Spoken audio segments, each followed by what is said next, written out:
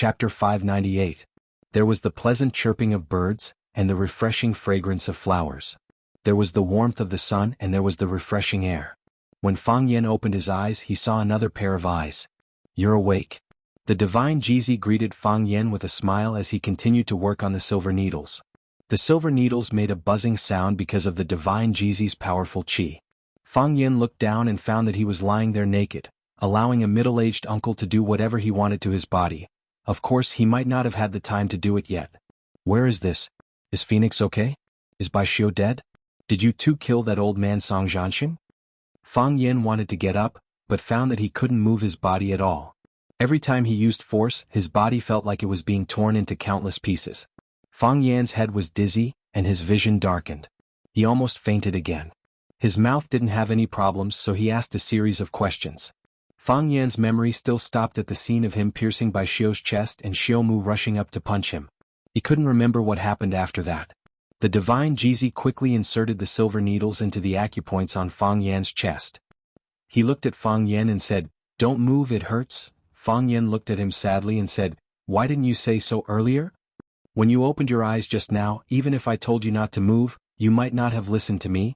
The divine Jizi had a proud look on his face and said, "Now you probably don't want to move, right?"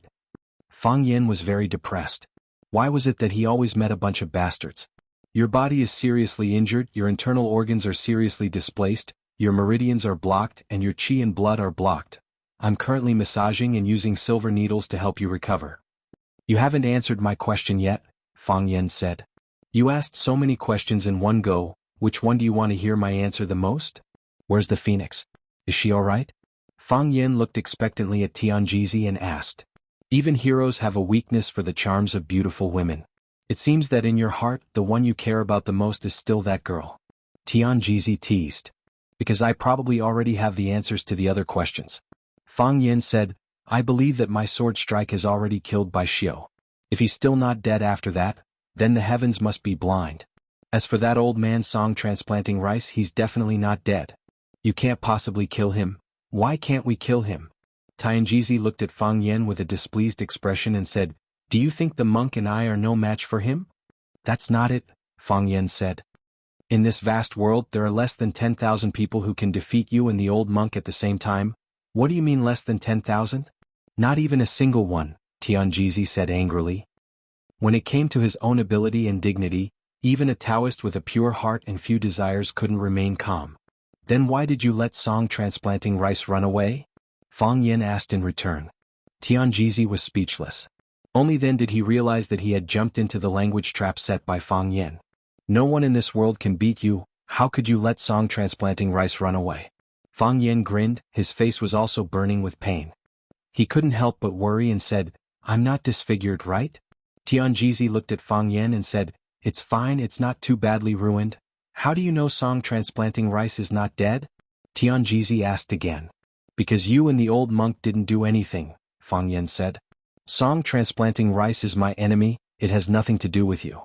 You can protect me, but you will never fight to the death for me.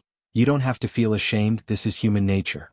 If Song transplanting rice was your opponent, I wouldn't risk my life to fight him. Only when it comes to your own life and death, can you unleash your infinite potential." "You guessed correctly," Tianjizi nodded and said, "Song transplanting rice is still alive, Changmei and I didn't make him stay." "It doesn't matter," Fang Yan said proudly. "Keep him, I'll kill him." "Do you remember what happened last night?" Tianjizi asked. "I only remember that I stabbed Bai Xiu to death," Fang Yan said. "I don't know what happened after that. Originally, we all thought you were dead, so the monk and I surrounded Song transplanting rice to avenge you, but we didn't expect you to jump out of the monk's arms and run to stab Bai Xiu. The scene at the time was so strange that everyone was dumbfounded and felt that the fight couldn't continue." "I'm sorry, I didn't mean to lie to you," Fang Yan said embarrassedly. No matter what, Tianjizi and Changmei monk came for him, they were benevolent elders who stood on his side. He lied to others by faking his death, but he also lied to those who truly cared about him.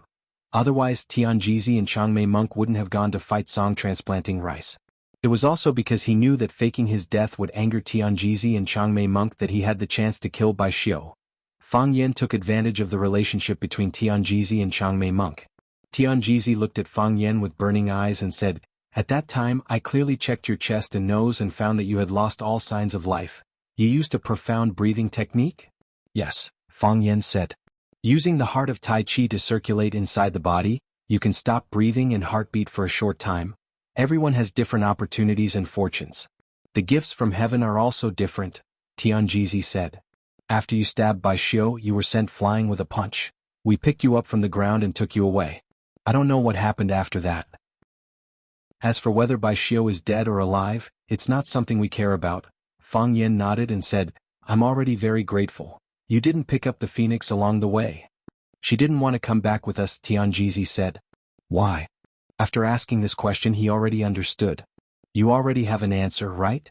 Tianjizi asked with a smile. Yes, Fang Yan was full of bitterness. We already have an answer. After what happened she probably doesn't want to see me anymore, right? From now on, there will be no more interactions in our world. The most familiar stranger? The wild osmanthus tree suddenly bloomed, and the fragrance spread throughout the forest overnight. Rain fell on the empty mountain, and the ancient temple was illuminated by green lanterns. The rain fell in a pitter-patter, like the wisps of smoke drifting in the air inside the temple. You ignored the reason why she started, and you don't know when she will end. As if there was no end to it. It couldn't be cut and it was messy. It was the sorrow of separation, a different feeling in the heart. In the middle of the temple hall was a statue of Guanyin. In front of it sat a woman wearing a blue robe. Long hair draped over her shoulders, a plain robe wrapped around her body. She didn't wear any makeup, but her beauty was natural. Her beauty was bold and unrestrained, tender and beautiful, like a fiery rose, like the stars in the sky. But after wearing this monk's robe, her beauty became reserved again. That fiery passion was hidden within, like a rose with thorns that could pierce through the wrapping paper at any time, revealing her stunning true face. This was a beautiful woman who didn't fit in with the atmosphere of this ancient temple. Miss, you have to think this through. Once you shave your head and become a monk, you will become a disciple of Buddhism. Worship and serve Buddha, abide by the precepts. From now on, you will no longer have anything to do with the mortal world. The woman was in a daze and didn't answer the nun's question. What's your name? I'm Phoenix. And you? My name is Fang Yan. You can call me Fang Yan or you can call me Fang Huohua. Is my name easy to remember?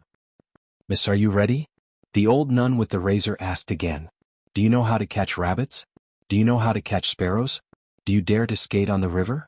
Have you ever eaten ambush from 10 sides? Never? Let's go, I'll take you to. Miss, if you haven't made up your mind. Phoenix, I'm dying, help me take a look. My face is injured, help me apply medicine. My arm is injured, help me apply medicine. My butt was also kicked by that barbarian. Help me apply some ointment. Miss, the old nun sighed softly and said, since you have so many worries in your heart, then go home. And Xiao, you idiot. I saw you go out with Bai Xiu. That hypocrite Bai Xiu isn't worthy of you at all. If you want to find a boyfriend, you should at least find someone as handsome, talented, and well-liked as me. That pretty boy, his face isn't even as white as mine. What's there to like about him? He's very cool. If what you mean by cool is putting on a dead face and not saying anything, then he's not even as cool as Uncle Wang in the village. Isn't Uncle Wang very cool when he's forging? Miss, let's go back. I've made up my mind. The plain-robed woman resolutely cut off the nostalgic past and answered firmly. Miss, have you really made up your mind? Master, I'm sorry just now, I've made up my mind. Then I'll shave your hair and receive the precepts for you. The old nun with the scissors said in a deep voice. Thank you, master. The woman put her hands together and closed her eyes, ready to accept her master's shave. From now on, the past of the mortal world, love and hate, gratitude and enmity will have nothing to do with me. Chapter 599. The mountain was empty and the drizzle was hazy, causing one's mood to be a bit melancholy. Ho Zhendong, the martial fanatic, was not only feeling melancholy, he also wanted to die. If the person you tricked before was now sitting in front of you and calling you senior martial fanatic, you would also want to die. Or you would kill the other party. Ho Zhendong regretted it. Why didn't he kill him at the summit of One Sword Peak? Senior martial fanatic. Fang Yan looked at Ho Zhendong with a smile, as if he couldn't remember that he was tricked by this middle-aged man. This is an adult ambergris I stole from Tianjizi. Not bad, right? The tea was good, fragrant, and had the effect of nourishing the body and mind. But the martial fanatic, who was chewing on a piece of tea leaf, had a bitter taste in his mouth. With Fang Yan's intelligence, There was no way he didn't know why he lured him to One Sword Peak for the decisive battle, and what happened afterward almost took his life. But now he acted as if nothing happened and was very respectful to him. His attitude was even more cordial than before, and he even gave him a priceless ambergris. There must be a reason for this. This brat had something to ask of him. This is the best ambergris I've ever tasted. The martial fanatic looked at Fang Yen indifferently and said, "It is said that Buddhism and Taoism occupy most of the famous mountains and treasures in Wuxia. Take this ambergris for example. If Tianjizi didn't take it from Taoism, we wouldn't have the fortune to taste it.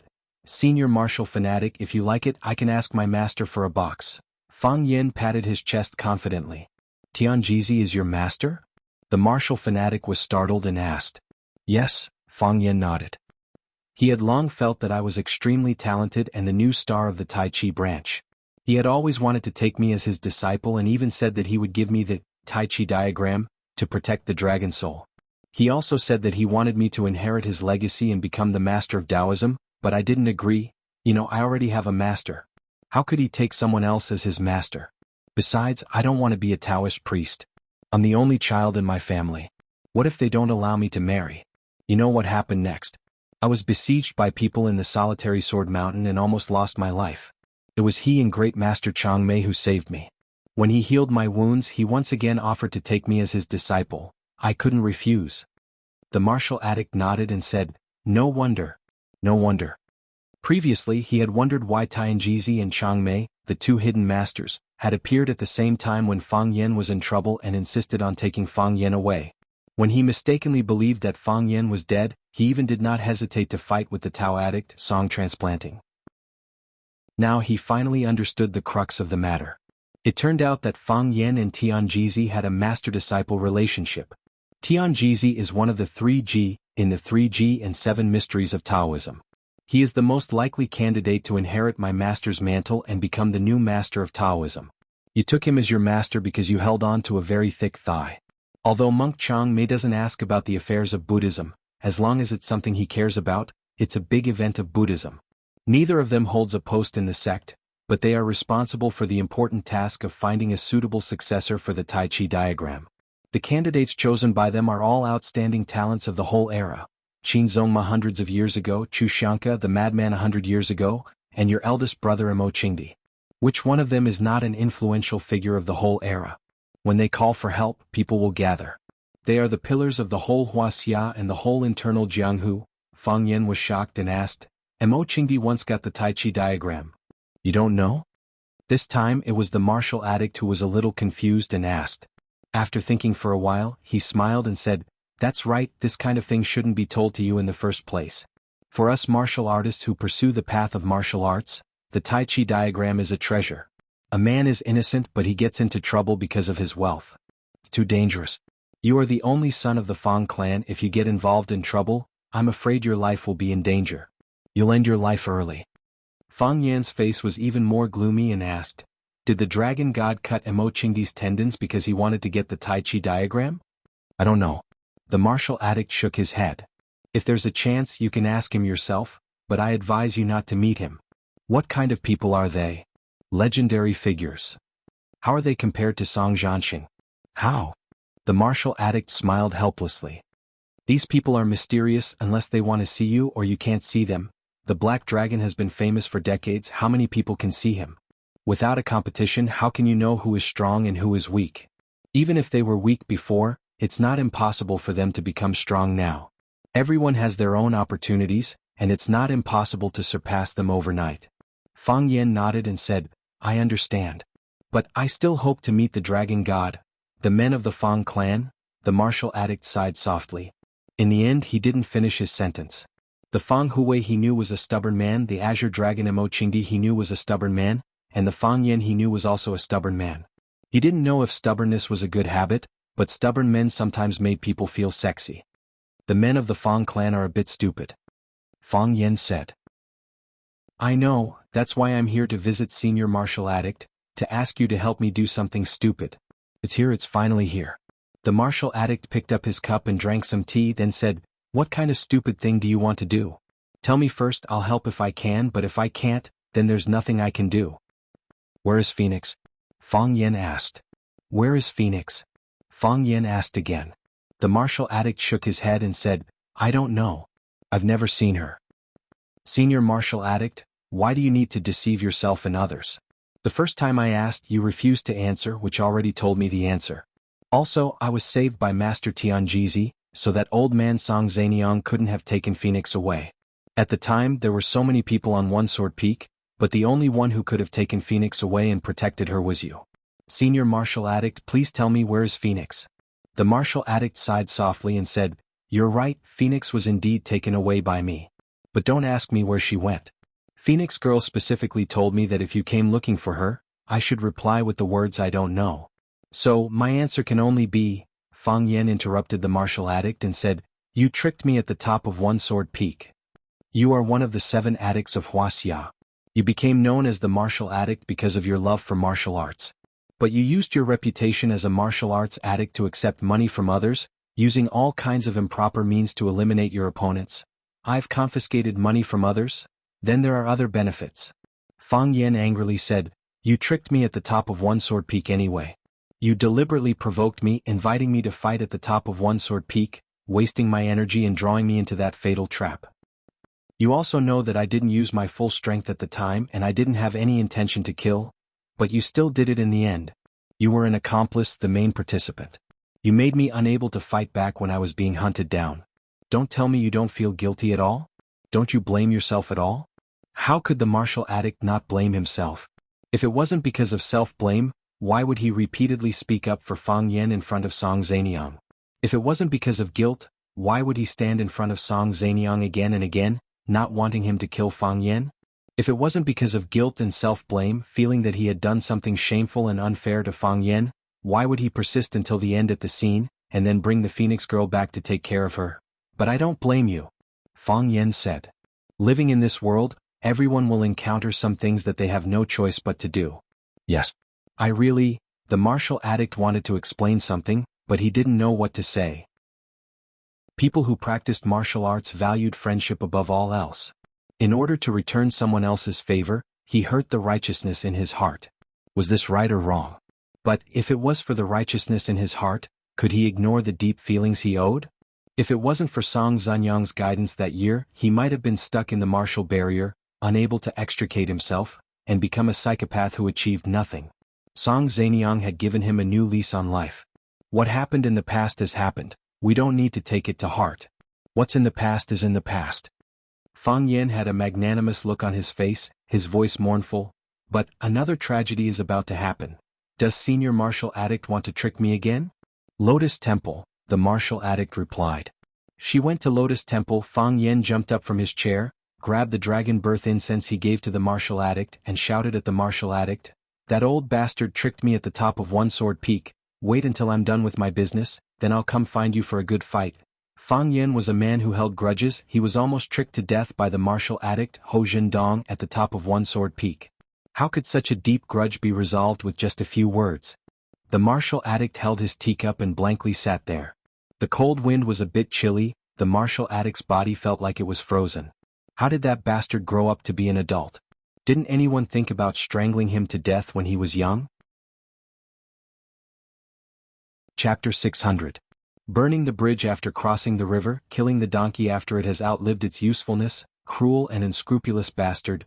Just as the martial addict was going berserk in the house, scolding Fang Yen for turning his back on him after using him, the wooden door was slammed open again with a bang. Fang Yen looked at the martial addict shyly and asked, Where is the Lotus Temple? After Fang Yen ran out of the martial addict's house, he remembered a very important thing. Where was the Lotus Temple? Although he was reluctant, he had no choice but to rush back to ask for the address and directions. Impulse is the devil. Get out. The martial addict shouted at Fang Yen. The Lotus Temple was located at the foot of Mount Lingshan. It got its name because there was a huge lotus pond in the backyard of the temple. The Lotus Temple was a nunnery. The incense was not strong, but it still stood for hundreds of years. Fang Yen rushed all the way in the direction of the Lotus Temple. The stingy martial addict did not tell him the specific direction of the Lotus Temple.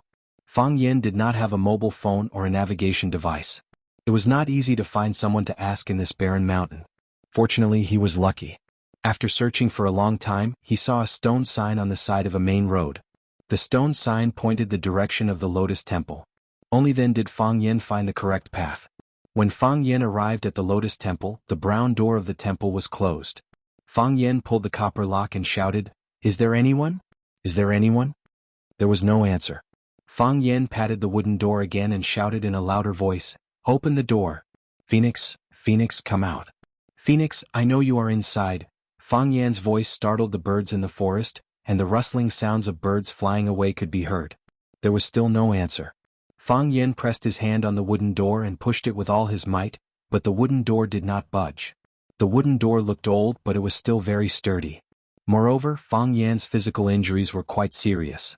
Although Tianjizi used golden needles to dredge his acupoints and circulate his blood every day, he could only ensure that he could move freely on the ground. It would still be a long process for him to recover and use his strength again. With Fang Yan's current physical condition, it would be difficult for him to even deal with a strong man. It was impossible to push down this door. He ran over and walked along the high walls of the Lotus Flower Temple for a while, then helplessly ran to the front door. He knocked on the door lock again and shouted, "Phoenix, come out quickly. Senior Martial Addict has told me that you are hiding inside. Master, please open the door. Master, my girlfriend is inside. She quarreled with me and ran away. If she makes any unreasonable requests, you must not agree. Phoenix, come out quickly. You're pregnant with my child. You can't shave your head and become a nun. The child can't have a nun mother. How can he go out and meet people in the future? Abbess, please open the door and let me in. Nuns, please answer me. Is there anyone inside? Abbess, let me in. Let me go in and talk to my girlfriend. Old nuns, open the door quickly. Otherwise, I will burn down your broken temple. Don't think that I don't dare. I Jiang Junling can do anything." The wooden door was finally opened from the inside. A middle-aged nun in a plain robe and a round hat stood at the door, staring at Fang Yen angrily. "Abbess, is my girlfriend inside?" When Fang Yen spoke, he wanted to squeeze in from the side of the middle-aged nun. The middle-aged nun reached out and pushed Fang Yan's body out. She had some martial arts skills when she made a move. Fang Yan's body staggered back and said angrily, "What's so great about a little martial arts? Do you know who I am? I'm Jiang Junling from a wealthy family in Yanjing. I'm telling you, don't mess with me." The middle-aged nun glanced at Fang Yen coldly and said, "Jiang Junling, didn't you want to burn down the temple? Do you still want to burn it? Do you think I don't dare? I just didn't bring a fire, Pa." The nun raised her right hand and a box-shaped object fell into Fang Yan's hand. "I have a fire here," the nun said. This nun was quite a character. Fang Yen held a box of matches in his hand and was trembling with anger. He growled at the middle-aged nun, "Do you think I have to burn it just because you want me to? Who do you think you are? Are you a monk or not? How can you instigate others to burn someone's temple? Do you know that you are violating the precepts? Buddha will punish you." "Amit Ba, good." The middle-aged nun stared at Fang Yen coldly and said, "Go back. The female benefactor said that she doesn't want to see you." "I know she doesn't want to see me," Fang Yen said with a serious face. "But I want to see her. And I have to see her." The frost on the middle-aged nun's face became thicker.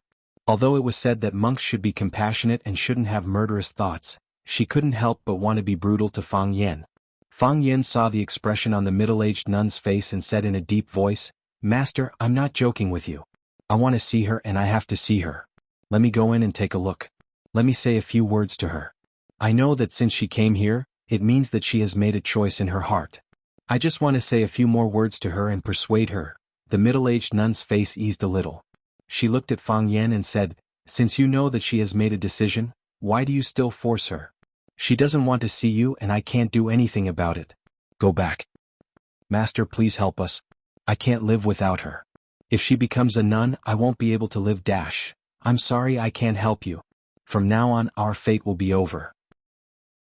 Take care of yourselves." "Old nun, are you going to let me in or not? My girlfriend wants to become a nun. What's wrong with me going in to persuade her? Is your nunnery a black temple? You can only go in but you don't want people to go out? How many people do you need? Otherwise you will also recruit me, presumptuous." The middle-aged nun raised her palm and was about to slap Fang Yen again. Fang Yen turned and ran. The middle-aged nun chased out of the door. After Fang Yen took her in a circle, he seized the opportunity to turn around and went into the gate of Lotus Flower Temple. "Catch up. Stop." The middle-aged nun was so angry that she was about to go crazy. She chased after Fang Yen and shouted loudly. Fang Yen ran to the door of the temple hall and stopped. Amitba, Amitba, Amitba. Fang Yen put his palms together and chanted the name of Buddha in the temple hall. He had to stop because he was surrounded by a group of nuns. The skinny old nun who was the leader looked at Fang Yen and said, "Benefactor, trespassing is forbidden in a Buddhist place. Benefactor, please step out of the door and give us pitiful people a peaceful place." Fang Yen put his palms together and saluted the old nun, saying, "Master, I just want to see a friend, please help me. It's not that I don't want to help you, but I can't force others to help you. What if your friend doesn't want to see you? What should I do?" The nun asked. "Then let her come out and tell me that she doesn't want to see me." "Benefactor, you are making things difficult for me," the old nun said unhappily. Fang Yen bowed to the crowd again and said, "I know I broke the rules of Buddhism, but please understand my sincerity. My friend is going to become a nun. If I can't stand up and do something at this critical moment, I won't be able to live in peace for the rest of my life." Fang Yen looked back at the middle-aged nun who was glaring at him and said, "Instead of that, I'd rather be beaten by you. Monks pay particular attention to mercy. Anyway, you can't beat me to death." Seeing that the nuns were speechless and would not stop him for the time being, Fang Yen hurriedly shouted to the temple hall, "Phoenix, I know you are inside, come out." No one answered. Phoenix was still unwilling to talk. "Do you think you can escape like this? Do you think you are the best choice? Just because you became a nun, you can pretend that nothing happened before?" "Well, even if these things didn't happen. But what about other things? Can we also pretend that it never happened? We met when you were 10 years old and we have known each other for 13 years now. How many rabbits have we hunted together? How many sparrows have we caught together? How many bottles of your grandpa's Moutai have we secretly drunk? How many times have you bandaged me when I was injured? Because you would come, I began to look forward to the winter and summer holidays every year. Because you liked to wear garlands, I went to the mountain every day to pick wildflowers for you. Because you said that Rukawa Kid was very handsome, I went to Yenjing to cut the same long hair as Rukawa Kid. You can pretend that these things never happened? Have you forgotten all of these?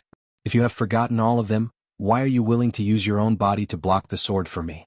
If you can pretend that nothing happened, why are you so difficult between me and Baishio?"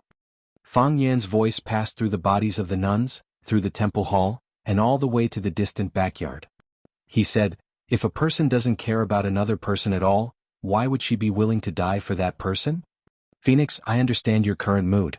I know the reason why you don't want to see me, but before you make a choice, can you let me fulfill a wish first? I have been secretly in love with you for more than 10 years, but there is a sentence that I have never been able to say. I have no courage when I have the chance, and after I have the courage, I don't have the chance anymore. I must tell you this sentence, and I must tell you before you make a choice. And Xiao Xiao, you idiot, you already knew that I liked you." Chapter 601. There was a lotus pond in the lotus temple, and the phoenix girl was sitting by the lotus pond. The lotus had already bloomed and was nowhere to be seen. The lotus leaves couldn't stand the cold and started to wither. The yellow leaves and broken branches added a sad autumn thought. The rain continued to fall, and it didn't look like it would stop anytime soon. The raindrops fell into the pond and formed shallow ripples. It looked very beautiful. The phoenix's robe had long been soaked by the rain and stuck to her body, making her feel very uncomfortable. However, the most uncomfortable thing was her heart. The lotus pond was some distance away from the temple, but because Fang Yen was shouting so loudly, every word he said could be clearly heard in the quiet backyard. She remembered every single thing that Fang Yen had said clearly.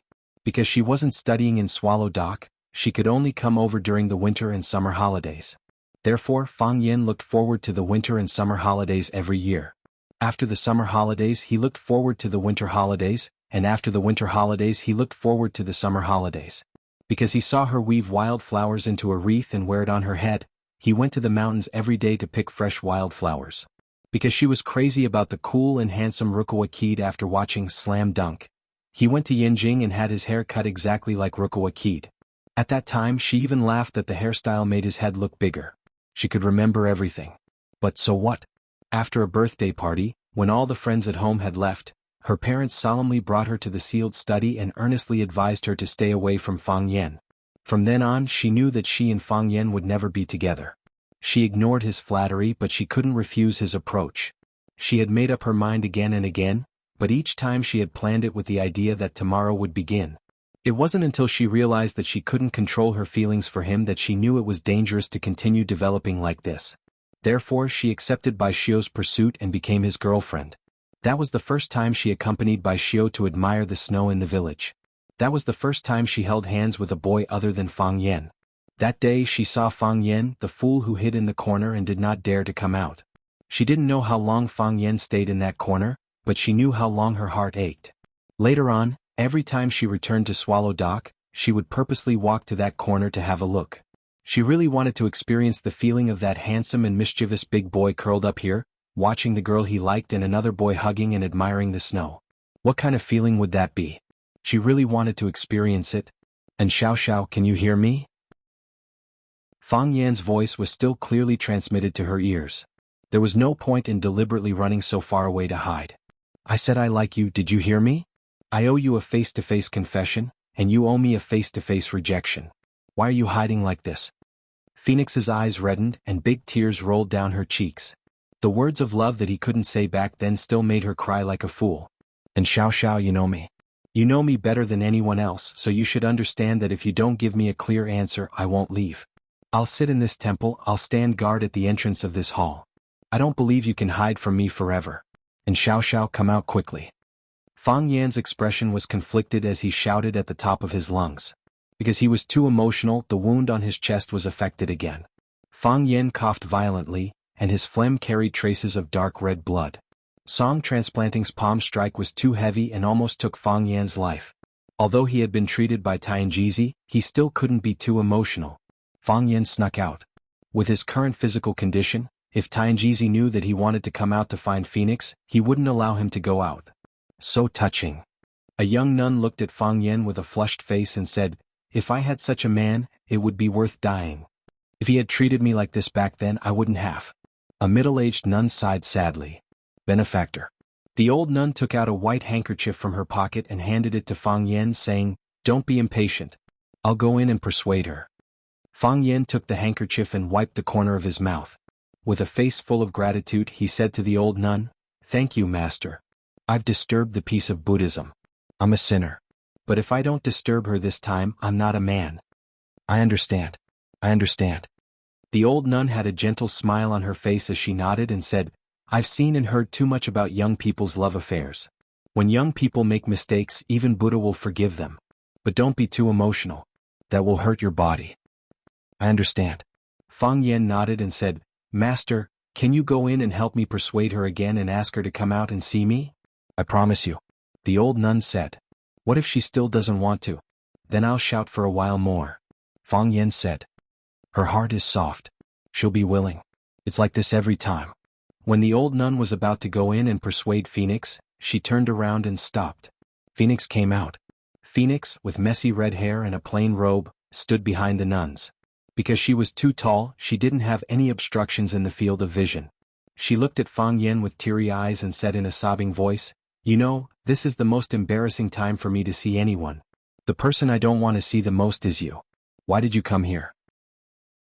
I'm afraid that if I didn't come, I wouldn't be able to see you for the rest of my life. Fang Yan said with a smile. He was very happy that Phoenix finally appeared. What are you doing here? Phoenix asked. To take you back. Fang Yan said. Impossible. Phoenix said. I've already decided, if you didn't knock on the door and disturb me, I would have already shaved my head and become a nun. Fang Yan laughed happily and said, that's why I said that our fate in the mortal world is not over yet. Why didn't you shave yesterday? Why didn't you shave the day before yesterday? Why did you shave today when I came? Not the second before, not the second after, but when I knocked on the door. Even Buddha couldn't stand it anymore and didn't want to accept you as his disciple. So, don't go against Buddha's wishes. Fang Yan reached out to Phoenix and said, come back with me.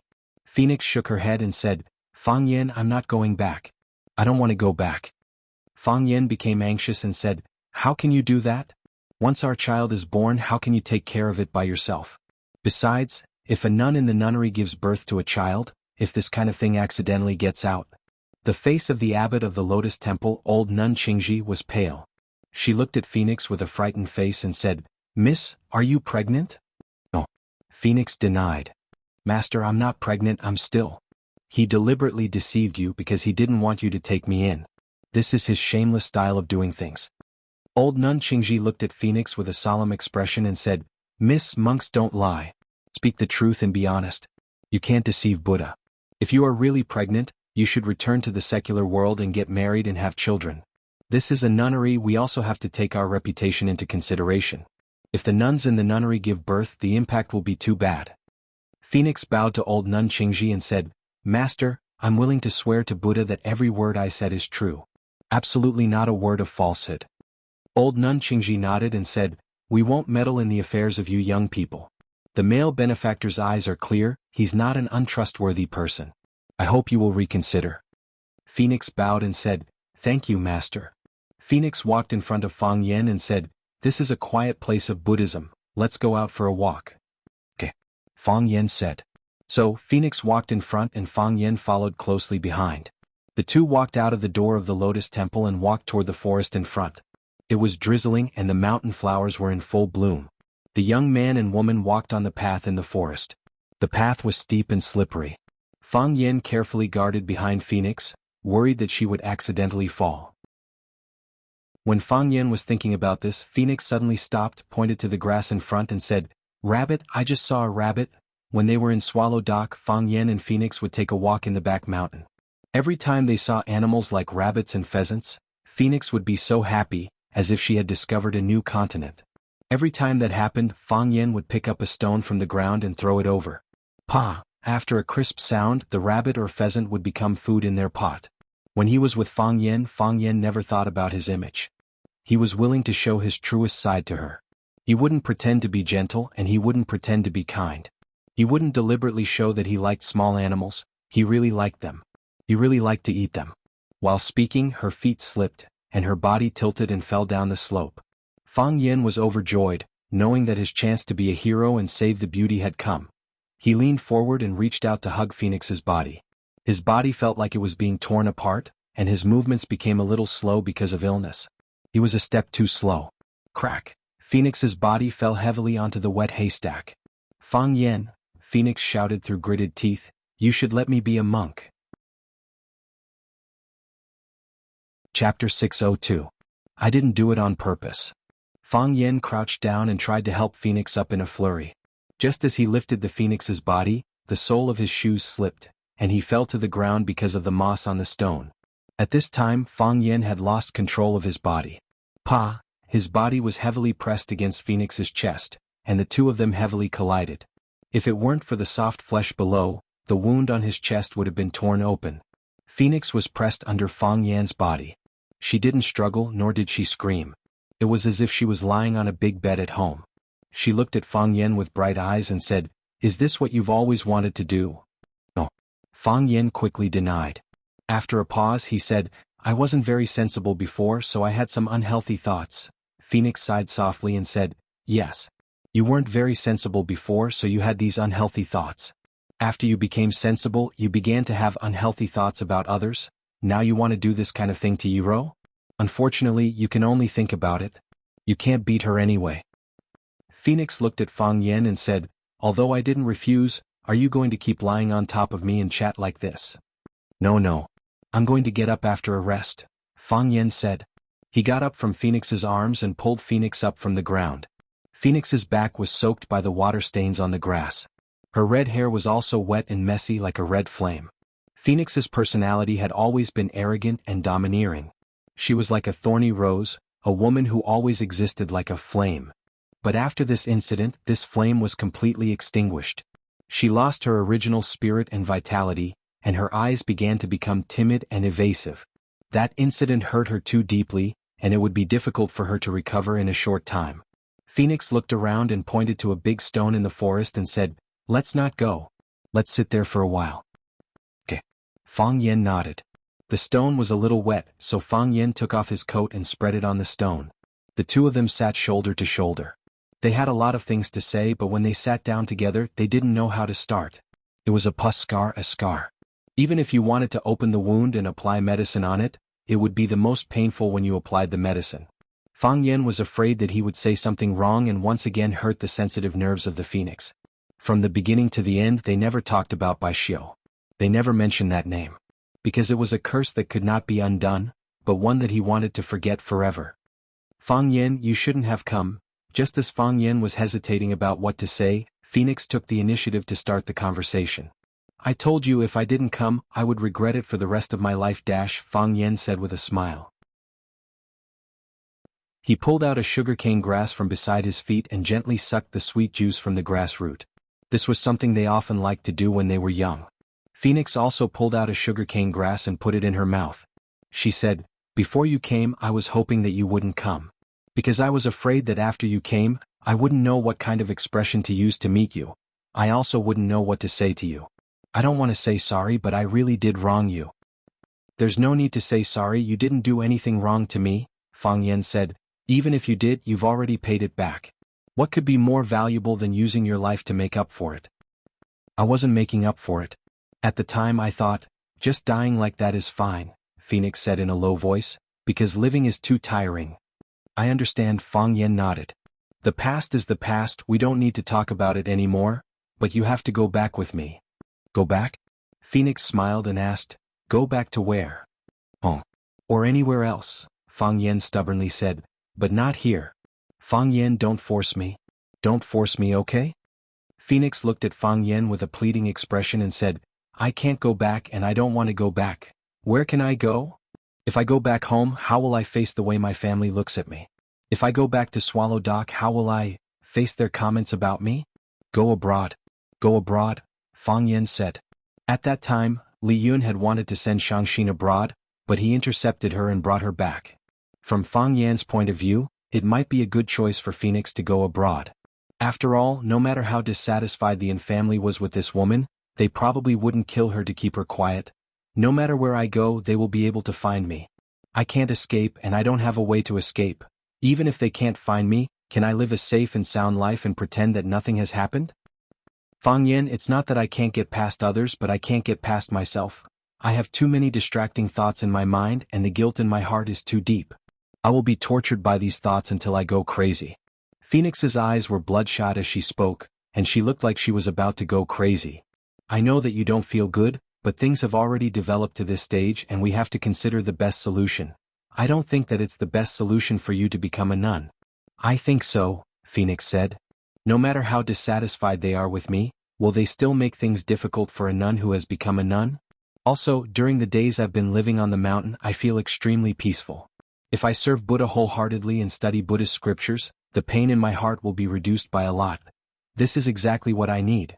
"Fang Yen, before I made this choice, I was at a loss and didn't know what to do. I didn't know what my next step should be, and I also didn't know what my future would be like. However, after I made my choice, my mind immediately calmed down. I know better than anyone that this is the state I want the most. Don't try to persuade me anymore, okay?" Fang Yen was silent. He was not willing to accept such an outcome. However, he did not want to add more troubles to Phoenix. He hoped that she would be able to get through this. Phoenix reached out her hand to stroke Fang Yan's face. Using her fingers, she gently smoothed out Fang Yan's furrowed brows and said, "Fang Yan, I didn't want you to come, but I am still very happy that you did. Women are always so contradictory. Just like what you said earlier, let's let go of everything that happened in the past. Let's act as if we've just met today. Fang Yan, promise me, okay?" "Okay," Fang Yan gritted his teeth and said. "I want to drink strong liquor," Phoenix said. "Okay." On the way down the mountain, I saw a farmer's family. I'll go find them and buy some meat. With Fang Yan's current physical condition, it was unrealistic to use stones to kill rabbits and pheasants. The best way would be to find a hunter in the mountains to buy these things. The people living in the mountains would certainly not be lacking in game. "I want to eat ambush from 10 sides, Phoenix said. "Okay, I'll borrow a pot from them and make ambush from 10 sides for you." Fang Yan glanced at Phoenix, then got up and ran back the way he came. Phoenix stared at Fang Yan's back in a daze. She chewed the sugar cane grass in her mouth and swallowed it into her stomach. It was as if she was Fang Yan. Fang Yan quickly returned. He carried a sack on his shoulder and a large pot in his hand. Fang Yan placed the pot on the ground, then took out the contents of the sack one by one. Every time he took out something, he would introduce it to Phoenix as if it was a treasure, just like the first time he took her to the mountains to hunt rabbits for ambush from 10 sides. "This is dried rabbit. This is half a pheasant, they only have this half in their house. This is the dough they sent. They originally used to make pot stickers at night, but I borrowed it. This is oil and salt. This is dried chili from their wall. Fang Yen took out a white plastic bucket from his pocket and said, "You didn't expect this, did you? They also have loose spirits. I just took a sip. It's not as clear as Swallow Doc's Xiaodao, but it's still very good. That big brother said there's at least 3 caddies of it. I haven't touched white wine for a long time. Let's have a good drink later." Fang Yen copied Swallow Doc's style and used a few large stones to build a simple stove on a piece of dry land. After washing the large pot in the stream, he put it on the stove. Then he cleaned the rabbit and pheasant, cut them into large pieces with a knife, and put them into the pot one by one. He grabbed a handful of wild mushrooms and wild beans and threw them in together, then added a certain amount of stream water. Because it had just rained, the most difficult step was to find hay and firewood. Of course, this was not a problem for Fang Yen. He dug out a few rabbit holes inside of which were soft and dry weeds. Then he pulled out some old branches from under some rocks that had not fallen in the rain, and then used a lighter from a farmer's house to light the hay. The fire burned fiercely. Phoenix happily helped to light the fire, and from time to time she would laugh like a silver bell when she heard Fang Yan's words. Her laughter traveled far, the most beautiful sound of nature in this forest. This scene was so familiar, it was exactly the same as when they were ambushed from 10 sides in Swallow Dock.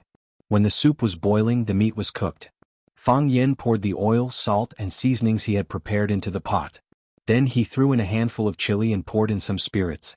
The large pot began to emit a fragrant aroma, and even the steam that came out from it could not help but greedily suck it into their lungs. Fang Yen opened the barrel, gulped down a mouthful, and then handed the barrel to Phoenix in front of him. Phoenix took the barrel, raised her head, and gulped down a big mouthful. "Eat meat." Fang Yen handed the chopsticks he had cut from a tree branch to Phoenix. Phoenix took the chopsticks, picked up a rabbit leg from the pot, and began to eat. The rabbit leg that had just come out of the pot was too hot, and Phoenix ate it too quickly, so she would occasionally spit out her tongue to blow out a breath of cold air. However, she still greedily ate without a care. She chewed the rabbit meat in a sorry state, and big drops of tears flowed down her cheeks. From now on, there would be no more Phoenix. Chapter 603. Fang Yen picked up a rabbit leg from the pot and took a bite, only to find that the meat was too salty. Originally, when the hunters air-dried the rabbit, they would rub salt on it, but Fang Yen just threw a handful of salt in. As a result, this pot of ambush from 10 sides became very heavy. Fang Yen glanced at Phoenix and saw that she was eating heartily as if she didn't notice it at all. "It's too salty," Fang Yen said. The meat was salty and so were the tears. So, for the time being, Phoenix couldn't tell whether it was the meat or the tears that dripped on the meat that were salty. Hearing Fang Yan's words, Phoenix discreetly wiped her eyes with her sleeve and said, "Drink some wine to calm it down." As she spoke, she handed the wine barrel in her hand to Fang Yen. Without a cup, they could only drink with their mouths aimed at the opening of the barrel. In Swallow Dock, they often did this and they still did it now. Of course, in the eyes of outsiders, this was no different from an indirect kiss. Fang Yen took the barrel and took a big gulp. He said with a smile, "I've eaten all kinds of dishes in the world, but the one I want to eat the most is still this ambush from 10 sides that we created." Phoenix nodded and said, "Yes. I'm just afraid that I won't be able to eat it in the future." "How can that be?" Fang Yen said with a smile, "Whenever you want to eat it, I'll make it for you. What if you and Yururu got married?" "Then I'll make it for you secretly," Fang Yen said. Phoenix squinted her eyes and laughed. If other men were to answer this question, they would definitely brag about how high their status in the family is, and what they say is the law, and their wives have no say at all. Only married men would dare to do that. Anyway, their wives have already been tricked into coming home. Fang Yen said with a smile, "If an unmarried man dared to say that, which woman would be willing to marry him? You have to look further." Phoenix looked at Fang Yen with gentle eyes and said, "You're always different from what others think." "Not really. Apart from being a little more handsome than Li Xiaotian and the others, I'm not much different from them in other aspects. Drinking wine, eating meat from bowls, and bragging loudly. It's the nature of men, you know." "Are they all right?" Phoenix asked. "Not bad," Fang Yen said with a smile. "They're all fine." During Zhu Zaidan's special training in the North Sea, it was said that her family's 10,000 elephants fist, which had been stagnant for a long time, was showing signs of making another breakthrough. If he broke through again, he would become the second person in the younger generation of the Zhu clan to enter the 10,000 phenomenon formation. Li Xiaotian was doing business with his brother in Beijing. With the help of the Maple Leaf Society, his business was booming. Ruan Qian's work is the hardest. He follows Yi Dowling as a confidential secretary. Although this kid keeps complaining, his personality has become much more mature and steady. When friends met, it was natural for them to talk about each other's friends. Zhu Zidun, Li Xiaotian, Ruan Qian, and the others were all good friends of Fang Yan and Phoenix. They shared many common memories. Back then, Fang Yan had attacked the Phoenix with the help or cover of these companions. The offensive was fierce, but in the end, the Lone Ranger by Xiao took down the Phoenix. This made everyone feel a little sad and disappointed. Later, everyone went to the back of the mountain to drink a dozen liters of shadaozi, ate a pot of 10 noodles ambush and cried for a while. After watching Fang Yan brag for a few hours, the pain in their hearts lessened a little. I haven't seen them for a long time, I really miss them, Phoenix said with a smile. If they know that I've become a nun, will they be shocked? And Xiao Xiao, Fang Yan shouted angrily. He didn't like to hear Phoenix talk about this topic. They will definitely be shocked. Especially Ruan Qian. His personality is the softest and he likes to cry. If he knows that I've become a nun, maybe he will cry. No one wants to hear this news. Fang Yan, just now at Lotus Temple, you said that you owe me a face-to-face confession, and I owe you a face-to-face rejection. Now, can you confess to me one more time? Phoenix looked at Fang Yan expectantly, her right hand tightly gripping the rabbit's leg, afraid that Fang Yan would refuse her rude request. Fang Yan looked at Phoenix seriously and said, I like you for many years. For a very, very long time I felt that I couldn't live without you. I liked you until I saw you in by Xiao's arms, admiring the snow in the village. After seeing that scene, I decided that I didn't like you anymore. But when I thought about it, I liked you for many years. Phoenix's eyes filled with tears again. She sobbed and said, I really don't want to refuse. Then she shook her head desperately, shaking off the ripples in her heart. She said, but I still want to refuse. Fang Yan, I'm sorry. I can't accept you. I couldn't accept you in the past and I definitely won't accept you in the future. Fang Yan smiled bitterly and said, you're really cruel. You rejected me twice in one go. I won't do such things in the future. Phoenix was once again amused by Fang Yan. She wiped away the tears in her eyes and said, I won't let you do such things in the future either. She reached out and snatched the wine barrel from Fang Yan's hand. Then she took a big gulp and said, when did you start to dislike me? Until you met Yiro? Fang Yan shook his head and said, you should know that at that time, I only had eyes for you. I felt that even 100 Yiros couldn't compare to you. I even did something stupid like writing a love letter to Yiro under Bai Xiu's name. I felt that if I did that, you would be mine alone. And now Yiro has replaced you. Fang Yan didn't hide anything and said with incomparable sincerity. He wouldn't hurt another woman for the sake of comforting her. That would be unfair to Yiro. Is she good to you? Yes. I know she's good to you. Phoenix said with red eyes, to be honest, I don't care about all the women in Swallow Dock, but I have a natural hostility towards Yiro. Although you didn't like her at that time and always spoke ill of her in front of me. But the more you said, the more worried I was. I was worried that you would fall in love with her. I was worried that she would replace my place in your heart. So, every time I saw you walking with her, I was especially angry. Every time that happened, I would pretend to meet you by chance, deliberately showing how intimate we were, saying something deliberately to make her angry. I know it's stupid and childish of me to do that, but I can't help but do it. Fang Yan, I'm not a smart woman. I'm also not a determined woman. There are many things that I can't see as clearly as Yiro. I'm trapped in a cocoon of my own making. I'm tightly entangled by one net after another. I can't move my hands and feet, and even breathing is extremely difficult. I used to often think about this problem. If only I could do it, how good it would be. I used to like to read romance novels, in which the young ladies of rich and powerful families resolutely elope with their loved ones. At that time I thought how good it would be if I could do it. But I just couldn't make such a decision. Day after day, year after year, we wait for it. When I needed to make a choice between the two of us when the conflict was about to erupt, I did such a stupid thing. Fang Yan, you don't know how ashamed I was the second you tore off my veil. I was so ashamed that I couldn't show my face. At that time, I really wanted to stab myself with a sword. All my choices were wrong. All my steps were on the wrong beat. I was the most stupid and cowardly woman in the world. In Xiao Xiao. Fang Yan, do you remember the question I asked you on Mount E Sword? Yes. Fang Yan nodded. You asked me if I knew why you're called Phoenix. The name Phoenix was given by me, the Phoenix said. When I was a child, I read a novel about Phoenix. The book said that Phoenix is the messenger of happiness in the world. Every 500 years, it has to carry all the unhappiness and hatred accumulated in the world and throw itself into the raging fire to burn itself. It uses the end of its life and beauty to exchange for peace and happiness in the world. Similarly, after experiencing great pain and suffering, it can be reborn with a better body. Fang Yin, I can't wait for 500 years. I can't even hold on for 5 days. I want to carry the unhappiness and hatred on my body and throw myself into the raging fire to burn myself. I want happiness. I want to be reborn. Phoenix reached out and held Fang Yan's hand. This time, let me listen to the choice of my heart. Let me make my own decision. I know that I was wrong for the first half of my life. Let me make my own choice this time. The phoenix stood up and walked in front of Fang Yan. He stretched out his hand and gently stroked Fang Yan's hair.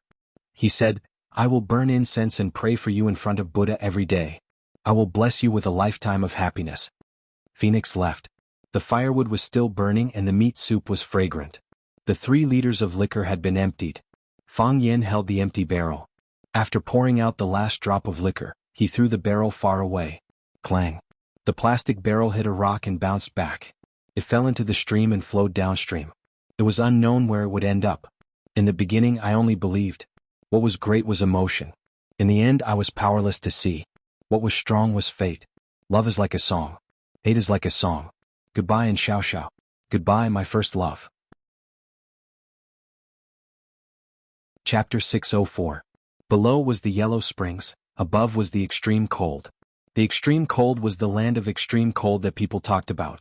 Many people thought that the land of extreme cold was the same as the yellow springs of hell, that it was a myth.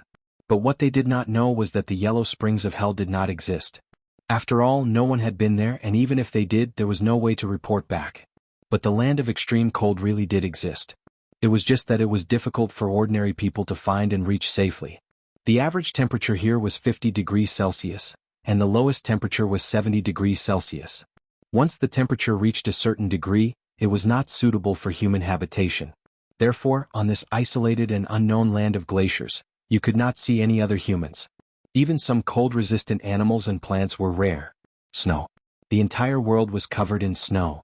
A world covered in ice and snow should be bright or even dazzling. But the color of the sky here was dusky. It was covered in fog all year round, as if it was covered by a huge gray curtain. Because the weather was too cold, even the fog in the air was frozen, and there was a slight feeling of being cut apart. Crack, crack, crack. A tall man covered in animal fur walked step by step in the snow. Every step he took would leave a deep hole in the world of ice and snow.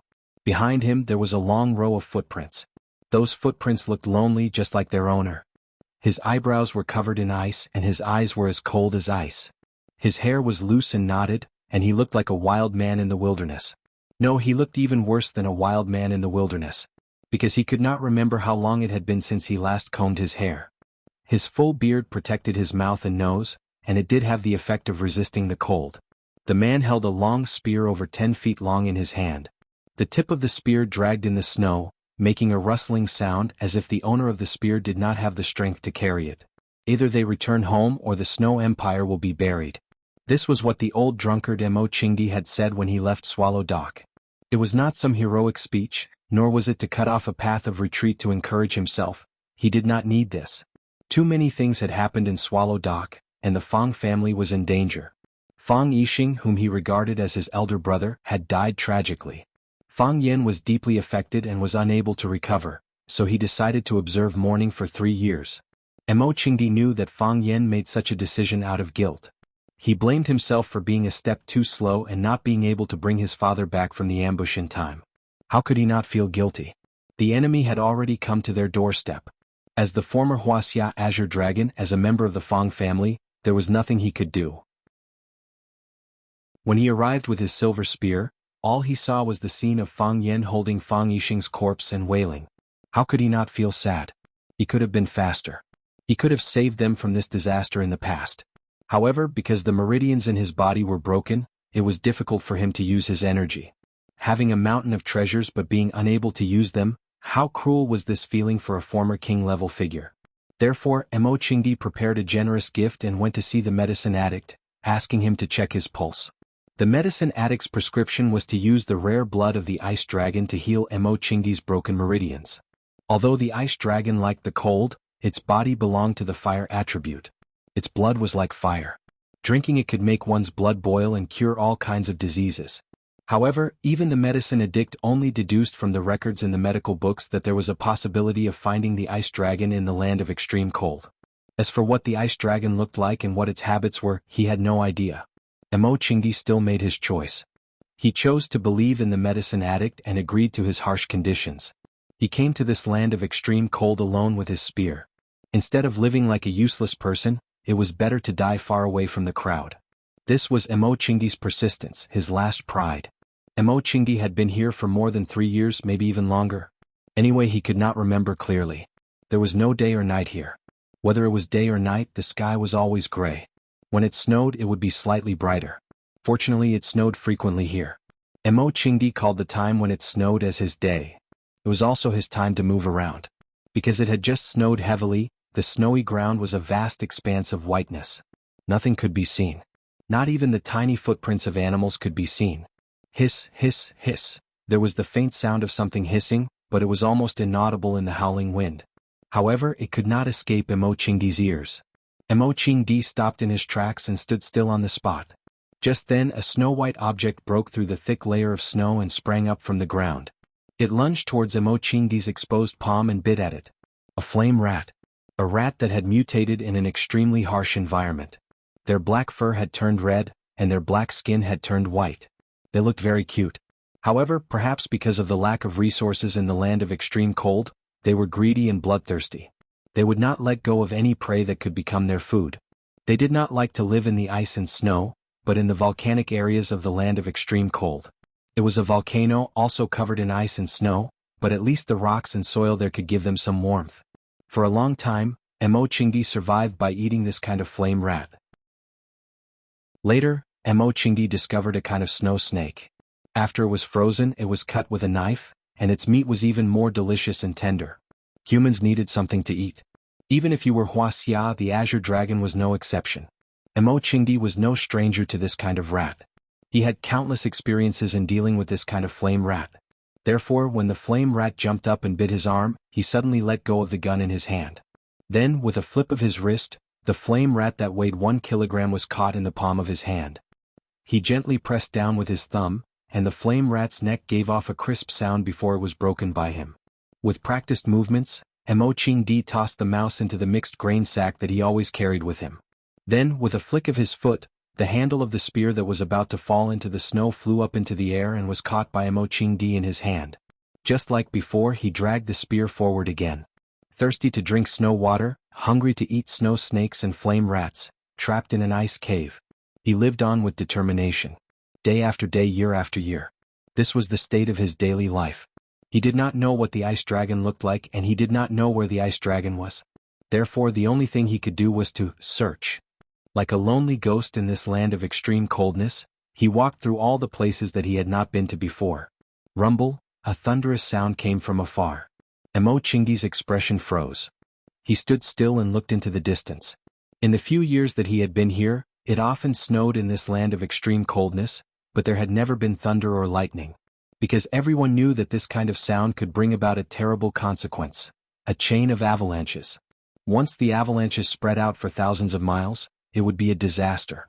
Even Mo Qingdi, the azure dragon, did not have the confidence that he could run thousands of miles in such a harsh environment.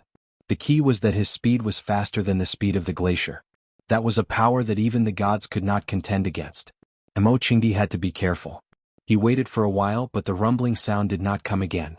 This gave Mo Qingdi a little peace of mind. A gust of wind blew over. There was a strange yet familiar scent in the wind. Mo Qingdi frowned. Holding his spear, he ran back in the direction he came from. He smelled danger. Rumble, a sound that was more deafening and longer than before, rang out again. It was as if a sleeping beast had just awakened and was declaring its sovereignty over this territory to the outside world. Bang, a plume of black smoke rose into the sky, and then a fiery red rainbow spread across the sky. No, that was not a real rainbow, it was a rock or that erupted from a volcano. The colorful boiling substances dispersed in the sky, incinerating all the snow and mist that came into contact with them. They fell from the sky with billowing white smoke, and then collapsed in all directions. They were demons of the human world and nothing could stop them. The place where they landed became a deep pit. The pit grew larger and larger and expanded to the surrounding area. Crack, crack. The sound of ice breaking came from the high mountains, and then large chunks of ice and snow rolled down towards the flat tundra. With the force of Mount Tai, they were about to destroy all living things that stood in their way. Mo Qingdi smelled the sulfur in the air in advance, so he ran in time, and at the most crucial moment. Based on the area he was in, if he did not turn and run in advance, he might have been swallowed by the volcanic rocks that fell from the sky. Mo Qingdi ran very boldly, running with all his might. He ran like a wild beast with disheveled hair. Of course, there would be beasts who would not accept that he was a wild beast. This was because while he was madly running, a snow-white dog-like object actually surpassed his speed. It opened its mouth and stuck out its tongue as it ran in front of him with a whizzing sound. An ice dragon? Mo Qingdi's eyes brightened, and the pores on his body became transparent. Although he had never seen a real ice dragon, not even a picture of one, he knew in his heart that this was the ice dragon he had been searching for. All his efforts seemed to have paid off. Even at this critical moment of life and death, Mo Qingdi was still grateful to the heavens. Chapter 605. The greatest torment in life was despair. He searched day and night. He walked through every corner of this land of extreme coldness. Every step he took could circle around Yanjing City countless times. However, he had never seen an ice dragon before. In fact, he didn't even find any clues related to it. At this time, Mo Qingdi's heart began to waver. Was there an ice dragon? If not, what was the point of persisting? But if he didn't persist, what would he do? Would he go back with this broken body and witness the decline of the Fang family? Or would he die with them? The Fang family needed a man to stand up. If it wasn't Fang Yen, it would be him. If Fang Yen wasn't ready, then he would have to stand up for him for a while or a lifetime. If he wasn't ready, all the burden would be on Fang Yen alone. Most importantly, some of the hatred started because of him. If he couldn't stand up again, what would he do if they saw Fang Yen as a target for revenge? According to the extraordinary medical record, it was shaped like a dragon and had horns like ice. In other words, it should be a little transparent dragon. Why did the ice dragon he saw now look like a dog? A small transparent dog with a sharp horn and a tongue sticking out as it ran for its life? Just as Mo Qingdi was looking at the little transparent dog with excitement, the little transparent dog even turned around to look at Mo Qingdi. There was a hint of mockery in its eyes. Mo Qingdi's expression froze. What was it trying to say? Was it trying to tell him that he couldn't run as fast as a dog? Kacha, kacha. The sound of the avalanche was endless.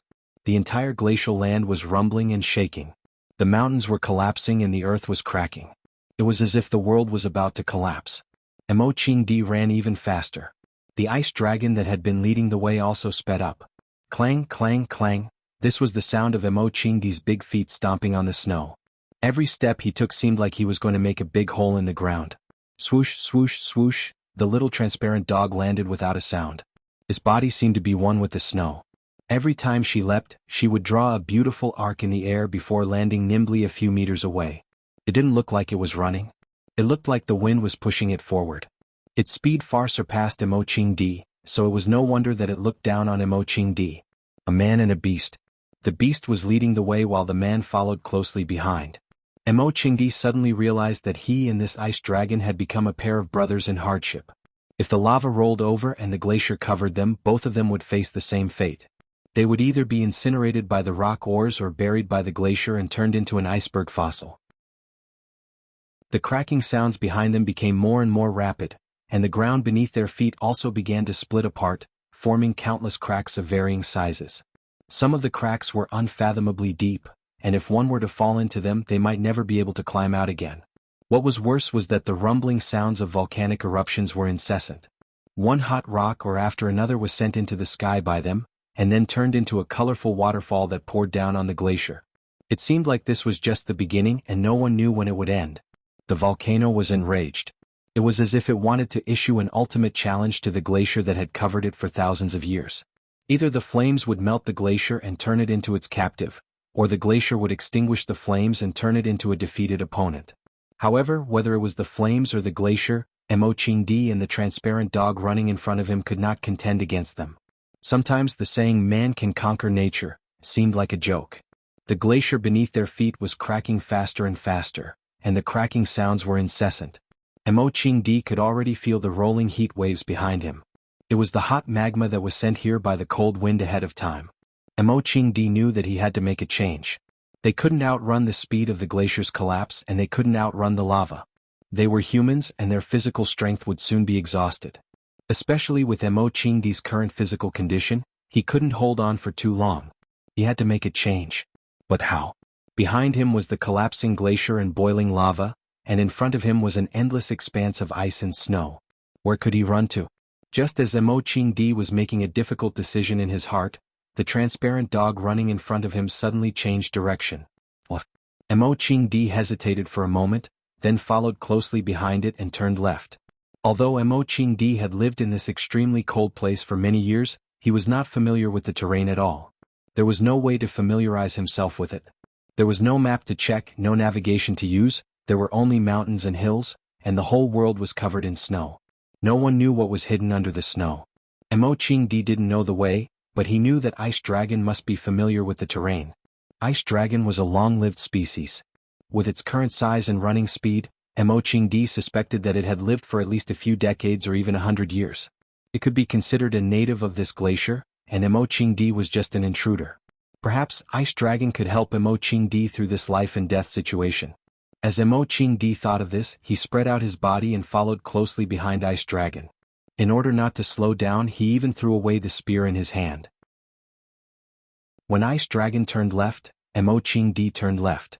When Ice Dragon turned right, Mo Qingdi turned right. When Ice Dragon jumped up the hill, Mo Qingdi followed. As they ran, the rumbling sound behind them gradually faded away. The scorching hot wind that made one's skin tighten and hair burn also disappeared. When Ice Dragon's body stopped, Mo Qingdi realized that they had entered a large ice cave. The surface area of this ice cave was so large that it didn't look like it was man-made.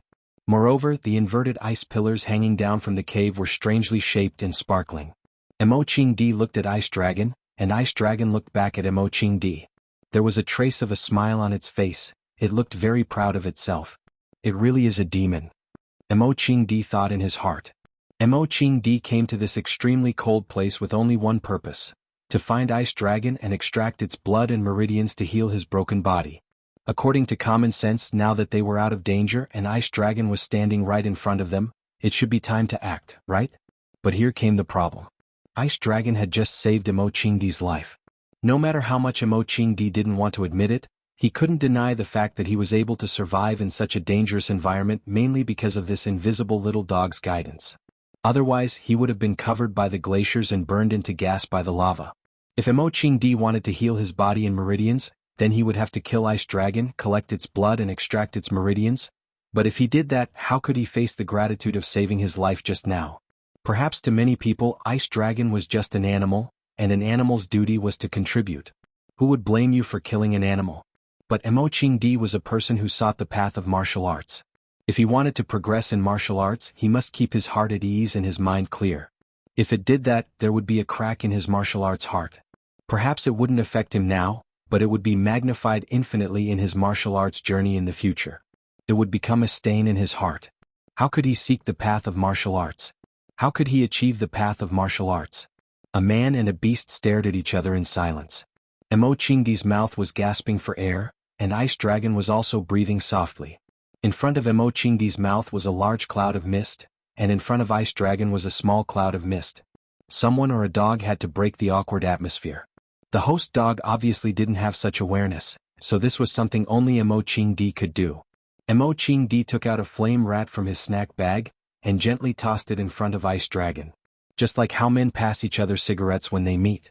Mo Qingdi didn't smoke, so he took out his snack bag and gave it to Ice Dragon as a gesture of goodwill. Mo Qingdi made an inviting gesture, indicating that Ice Dragon should enjoy the food he gave him. Ice Dragon glanced at the flame rat thrown by Mo Qingdi, then turned around and walked into the depths of the cave. Not long after, it once again ran in front of Mo Qingdi. Slap! It threw the thing in its mouth in front of Mo Qingdi. Mo Qingdi looked at it and was instantly shocked. 9-petal snow lotus. This kind of snow lotus has 9 petals and it takes 3 years for each petal to grow. Moreover, this kind of 9-petal snow lotus can only grow in extremely cold places. It can't exist in other places. As Mo Qingdi stared at the snow lotus with his mouth wide open, Ice Dragon once again turned around and ran into the cave. Slap! Another object was thrown in front of Mo Qingdi. baby ginseng. This kind of mountain ginseng was shaped like a child, hence its name. It was said that it could only be found under the icebergs in extremely cold places. But the icebergs were covered with layers of ice. How would you know where to find ginseng? Slap. Some kind of fiery red fruit of unknown origin. Slap. A red carp weighing dozens of kilograms. There was an ice river under the glacier, and the red carp was a special product of the ice river. Its meat was delicious and it was highly nutritious. In the second year of Mo Qingdi's arrival in the extremely cold places, he accidentally caught a red carp weighing 1 kilogram in the ice river. Mo Qingdi only had a few meals with that fish, and it was the best food he had ever eaten since he arrived in this extremely cold place. Most of the time he ate flame rats, and only when he wanted to improve his life could he eat snow snakes. Slap, slap, slap. Ice Dragon's speed was very fast, so in front of Mo Qingdi, there was a small mountain of all kinds of rare and delicious food.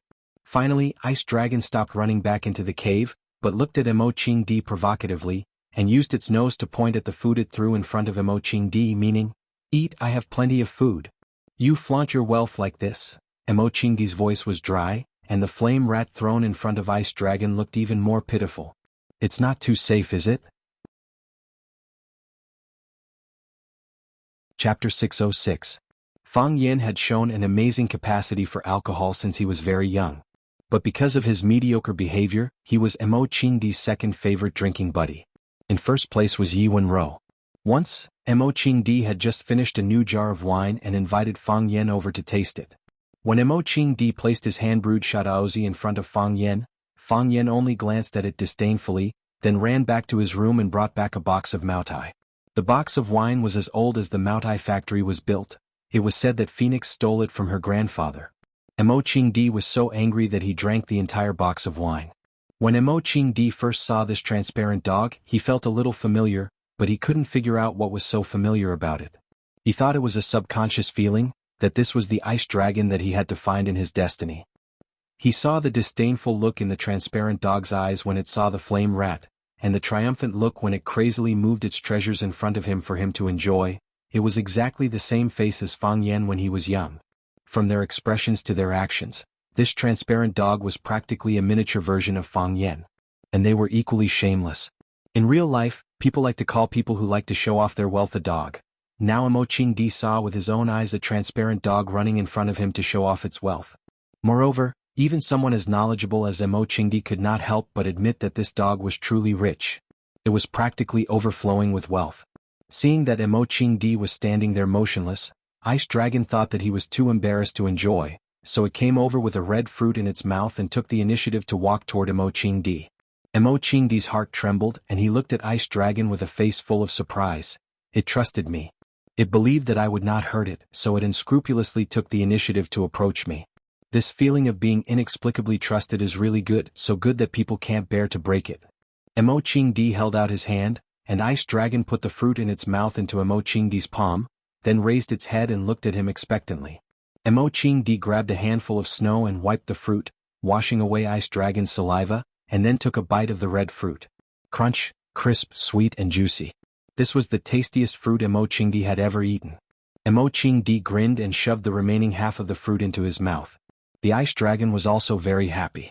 It jumped up and down in front of Mo Qingdi with an adorable expression that said, "I told you it was delicious, now you know I didn't lie. I can't kill you." Mo Qingdi looked at Ice Dragon and said. He looked at the little transparent dog as if he was looking at a young Fang Yin. How could he bear to kill it? Just like how it was impossible for him to kill Fang Yin, because Fang Yin was like his child. Ice Dragon did not understand what Mo Qingdi was saying, it only saw Mo Qingdi talking to it. It thought that it had been praised and that Mo Qingdi was telling it, "The food you gave me is really delicious." So, it ran to fetch a similar red fruit and placed it in Mo Qingdi's palm. "Eat it." It looked at Mo Qingdi with a proud expression. "I know you don't understand." Mo Qingdi took the fruit and looked at Ice Dragon with a serious expression and said, "But I still want to thank you. You are my savior." Recently Jiang Zhulu had been feeling uneasy. To him this was the darkest period of his life. His father died tragically, the Longtu group that was controlled by the Jiang family was torn apart, and a part of the shares fell into the hands of Fang Yen and Lu Chaoga. When he thought of this he wanted to scream and go crazy. That is compromise. He comforted himself countless times. Only smart people know how to compromise. Fang Yan had snatched Jiang Shangxin away from him. What kind of evidence did Jiang Shangxin have? He could only infer from some of the unusual details of Jiang Shangxin that she must have something that was harmful to them, but Jiang Zhulu had no way of knowing what it was. The general's orders suddenly disappeared without a word of warning. Where did he go? The incident at One Sword Peak was a mystery. Those who knew about it had all disappeared, and no one came to tell him what had happened. His greatest support was the general family. It was the general medallion that the general family had stood up to speak for him. If the general medallion disappeared or he lost his status in the general family, he would have no choice but to hug the thigh of the general line again. He could not get through to Jiang Junling on the phone, so he felt that it was necessary to inform General Hang. Although this kind of behavior might be misunderstood by the general as betrayal, but, if you leave without saying a word, isn't that also a kind of betrayal to your allies? Jiang Zhulu was very angry in his heart.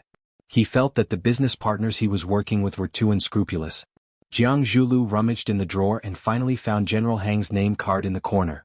He dialed the number on the name card and the call was quickly connected. Is this Zhulu? A man's voice came from the other side of the phone. Jiang Zhulu could tell that it was General Hang's voice that he was familiar with. Jiang Zhulu was touched. He did not expect General Hang to save his number. He smiled and said, "Master, it's me, Zhulu. Zhulu, long time no see. I haven't seen you drinking in Yanjing recently." General Hang chuckled. "Master, you know that there have been too many things happening recently. Zhulu, I know what happened to your father. You have to restrain your grief and take care of your health. You are the only pillar of the Jiang family now, so you must not fall. Also, I know a little about the Longtu group. You don't have to worry about it. You're still young and you'll soon be able to build a bigger family business for yourself. I believe that you have the ability and I also believe that you have the foresight." General Hang said that he believed that he had foresight, but what foresight? Jiang Zhulu understood the meaning behind General Hang's words and said sincerely, "Master, please take care of me in the future."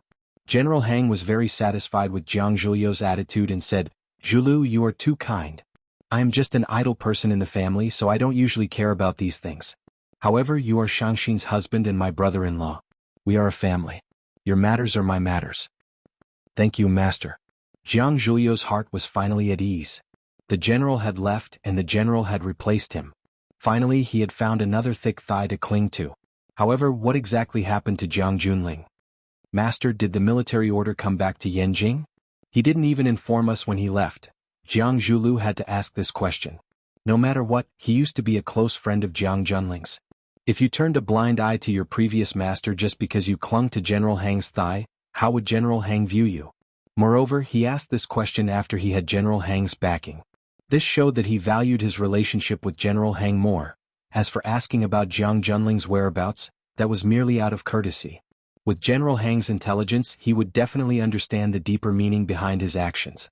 General Hang's voice was slightly heavy as he said, "The military order disappeared in Huaqing a few days ago, and everyone in the family is looking for him, but he sent someone back to report that he is fine and just wants to leave for a while to relax. Then, I will have to trouble you in the future." Jiang Zhulu congratulated him vaguely. With Jiang Junling's disappearance, the general family had to push out a new person, and that person was naturally General Hang. Jiang Zhulu had been suppressed for so many years by the words one should have a son like Jiang Junling. As the eldest brother, he must be feeling very indignant, right? "Let's work hard together." General Hang smiled and said, "A fence needs 3 stakes and a good man needs 3 helpers. I am not as talented as the military order, so I need the support of my friends. Zhulu will follow your lead from now on, young master." Jiang Zhulu promised. "You're treating me like an outsider." General Hang's smile became even more carefree. "By the way, if there's a military order to contact you, please let me know in time. No one in the family knows where he is, and he disappeared without even handing over the business he was in charge of. The family is in a mess." The old man is very displeased with his behavior of disappearing without notifying him. "I know what to do," Jiang Zhulu said. After obtaining his loyalty, General Hang gave him some very important information. Jiang Junling had indeed disappeared. Not only did he not notify him, he didn't even say hello to anyone in the general family. Moreover, he didn't have the time to hand over all the work he was in charge of, and because of his departure, there was a gap in management. Most importantly, The old man was very displeased with his behavior of disappearing without notifying him. Does this mean that General Hang has already replaced Jiang Junling's position in the general family? Jiang Zhulu secretly rejoiced that he had made the call in time. If he waited for the general's command to come knocking on his door, then he would lose a precious initiative. Where did the general's order go? Jiang Zhulu couldn't help but think of Fang Yan. Could it be that Jiang Junling had been gotten rid of by Fang Yan? Jiang Zhulio's worries rippled in his heart as he thought of that delicate-looking young man. He was really a scourge. Ring, the phone on the table rang. Jiang Zhulu saw that it was a call from the secretary outside and asked, "Lily, what's the matter?" "Chairman Jiang, Miss Jiang wants to see you," the secretary's voice sounded. "Miss Jiang?" Jiang Zhulu thought for a while and asked, "Jiang Shangxin?" "It's me." This time it wasn't Lily's voice but Jiang Shangxin's. Jiang Zhulio's face turned gloomy. The one who came did not come with good intentions. Jiang Shangxin had been taken away by Fang Yan at the airport, but this time she took the initiative to look for him. Jiang Zhulu would not believe that she didn't have any ulterior motives. "Jiang Shangxin, you really know how to make people sad." Chapter 607. Jiang Shangxin pushed the door open and entered, just like how she had visited Jiang Zhulu countless times in the past. The difference was that Jiang Zhulu did not stand up to welcome her this time. Jiang Zhulu sat behind his desk and stared coldly at Jiang Shangxin, who was walking in gracefully. With a face full of mockery he said, "Isn't this my wife? It's been a long time. It's strange that it's so difficult to see my wife." Jiang Shangxin did not respond to Jiang Zhulio's question. She walked straight to the sofa area in the office and sat down. Then she pressed the service bell. The secretary Lily pushed the door open and asked, "Chairman Jiang, what can I do for you?" Jiang Zhulu waved his hands and gestured for Lily to leave. Jiang Shangxin said, "Bring me a cup of coffee. You know my taste." "Okay, Miss Jiang." The secretary knew that there was a conflict between the chairman and Jiang Shangxin, but she did not know the extent of it. In her opinion, wasn't it normal for a married couple to quarrel? As for the chairman's wife's request, she naturally had to do her best to satisfy it. The secretary left and quickly brought in a cup of freshly ground Americano black coffee with a spoonful of milk and half a spoonful of sugar. This was Jiang Shangxin's usual taste. Jiang Shangxin took the black coffee and took a deep breath. She smiled and said, "Thank you, Lily. You know me better than a man. Miss Jiang, you are too polite." Lily could tell that there was something wrong with his tone. She looked at Jiang Zhulu with an aggrieved expression and left hurriedly. Jiang Zhulu leaned against the back of the chair and looked at Jiang Shangxin, who was sitting a distance away enjoying the coffee. He said, "You left in a hurry the last time but you came back openly this time. I was still waiting for the news that you were safe after landing in Paris. In the end you ran away with another man. I don't know where you went. What do you want to say this time? Lay all your cards on the table? Prepare to divorce me?" Jiang Shangxin took a small sip of her coffee and said, "I ran away in a hurry the other time because there was a mad dog chasing after me. It was still bearable to let him bite my finger, but if I were to get bitten on my throat, I might not be able to keep my life. How could I not run away?" Jiang Zhulu laughed heartily.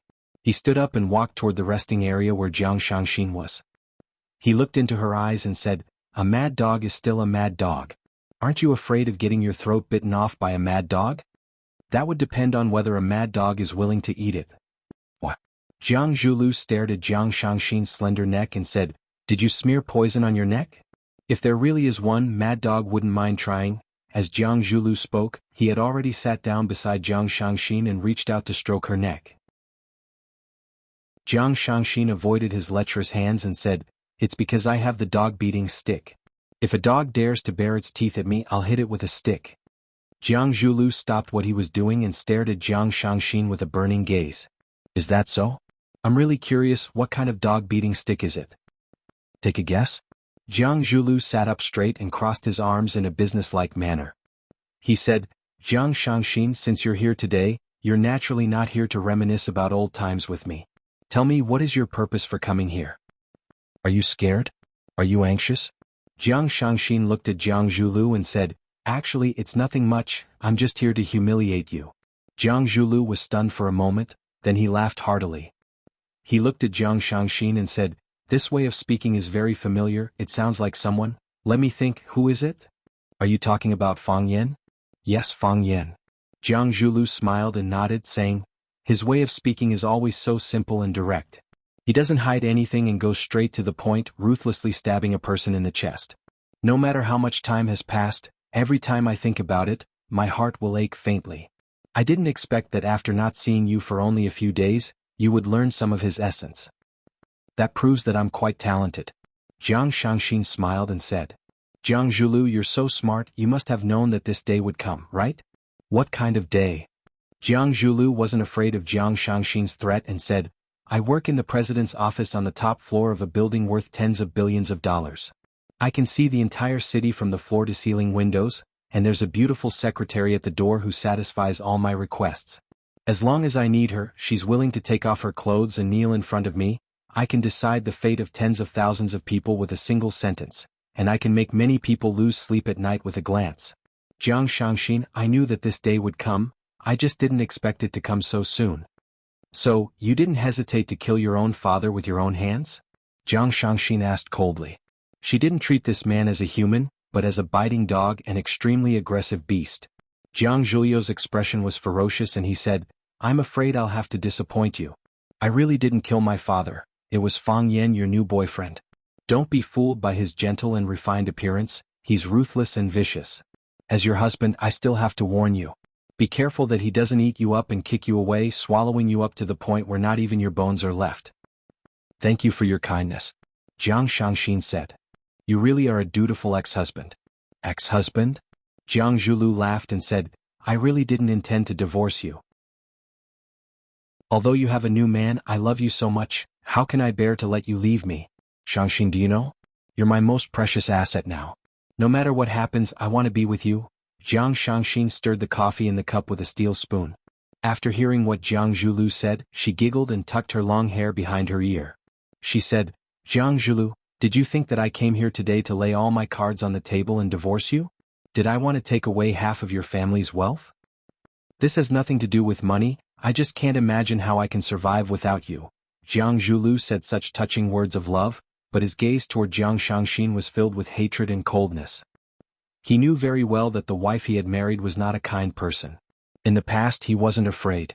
On the contrary, he felt that such a wife would have the desire to conquer. However, as the situation developed, he already felt that it was difficult for him to control her. The previous time when he sent her off at the airport, he had bitten one of her fingers. After that, she eloped with Fang Yan, which proved that she was clear about the situation she would face when she went to Paris. Now she was back to take revenge. If that's what you think, then you're underestimating me. Jiang Shangxin chuckled and said. We are husband and wife. All of your assets belong to us. Although you don't have enough shares in the Long2 group now, you will have more or less some. If you go to jail and go to the police station, won't all these shares fall into my hands? Divorce? How is that possible? Jiang Zhulu, when you are in danger, I will not leave you no matter what. Jiang Shangxin stared at Jiang Zhulu fiercely, and her voice was filled with endless hatred. She said, I will always be by your side, I will take away everything from you, I will make you have nothing. Why do you want a divorce? Even if you take away half of the assets after the divorce, you will still have the other half. I don't want to wait until you are released from prison to have a lot of money for you to squander. Jiang Zhulu, I hope that you die in prison. Even if you are released, I want you to become a beggar on the streets. You are a good husband and I have to work hard to be a good wife. Are you satisfied with this? The premise of you saying all this is that I will go to prison. If I don't go to prison, everything will still be in my hands and you will still not get anything. You can forget about taking away Long2 from me. It is also my duty to send you to prison. Jiang Shangxin said calmly. In that case, you already have evidence in your hands that can throw me into prison? Yes. Jiang Shangxin said. I think it is enough. If you have evidence, you can just hand it over to the police station. Is there a need to tell me all this? Jiang Zhulio's face turned green and he said, Moreover, I will transfer the assets that belong to me to my relatives. I will let you have everything. Your relatives? Transfer to who? Jiang Shangxin's face was full of disdain. She said, if you really treat them as your relatives, then don't harm them. If you give your assets to your mother, do you think they will let her off? Your father's death has already given her a fatal blow. If you give your shares to her, you will be forcing her to a dead end. However, I quite agree with you doing this because you will realize that not only will you have nothing, but you will also have no relatives in this world. Jiang Shangxin.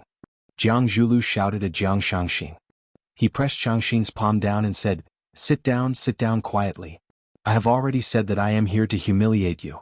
The angrier you are, the more I feel satisfied. The more I feel, the better I feel. Jiang Zhuliu's eyes were bloodshot with violence. He stared at Jiang Shangxin with a stern expression and said, you should know that I can make you disappear from this world directly. Tell me, if I push you down from this building and say that you jumped down yourself, do you think others will believe me?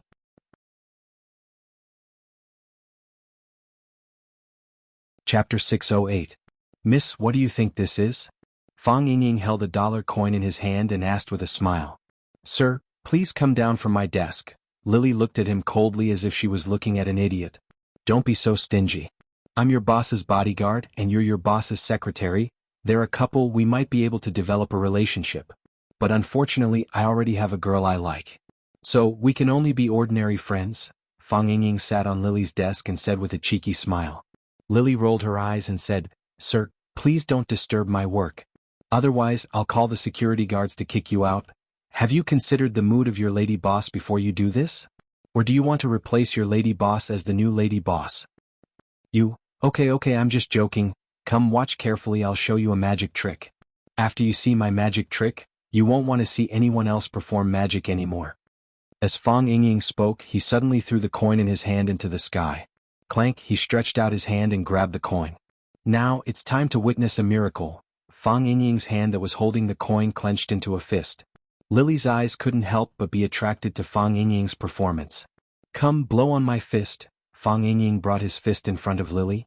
Lily sneered and moved her head away from the fleshy fist. I'll do it myself. Fang Yingxiong leaned over and blew on his fist. Then he suddenly opened his fist.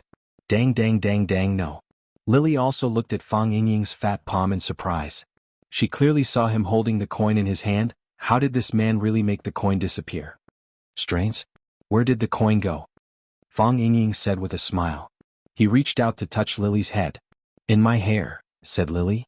Although she hadn't seen any magic in real life, she had seen countless magic performances on TV, in movies, and at New Year's parties every year. She understood the tricks of those people. They could make pigeons out of hats, eggs out of people's hair, or even stranger things. Fang Yingying rubbed his hand over Lily's head, then opened his palm and said, No. Fang Yingying's hand brushed across Lily's neck, then he opened his palm and said, Still nothing. Fang Yingying's hand still wanted to touch Lily's chest, but Lily pushed it away and said, If you keep doing this, I'm going to call security. Don't you want to solve the mystery? Fang Yingying asked with a smile. Boring, Lily said disdainfully. This method of picking up girls was too outdated. Now, it's time to witness a miracle. Fang Yingying pointed at his shoe and said, I didn't catch it just now, so the coin fell on my shoe. You didn't expect that, did you? Lily really wanted to beat this fatso to death. This was the most annoying fatso she'd ever seen. Am I right? After seeing my performance, do you not want to see other people perform magic anymore? Fang Yingying asked with a proud expression. You're right. Lily glared at Fang Yingying and said, I don't want to see magic anymore for the rest of my life. After the hero, there will be no more heroes. Fang Yingying felt lonely at the top. This was a war. Jiang Zhulu knew this very well. This woman was a poisonous snake that wanted to bite people. Right now, she opened her sexy little mouth and was about to spit venom at him. Of course, he couldn't just let himself be captured. Bang! Jiang Zhulu suddenly opened his palm in midair and said aloud, Your beautiful body will fall from this tall building and smash into pieces on the hard concrete floor. Someone screamed and more people ran over to watch. The police will draw a circle with chalk along your body, and your mother will cry her heart out on top of your body. She just lost a family member and soon she'll lose another one. I feel very bad in my heart too. After all, you're my wife, the woman I love the most in my life, and I'm so familiar with your body. Jiang Zhulu. Jiang Shangxin gritted her teeth and said, What? You can't take it anymore? Didn't you say it before?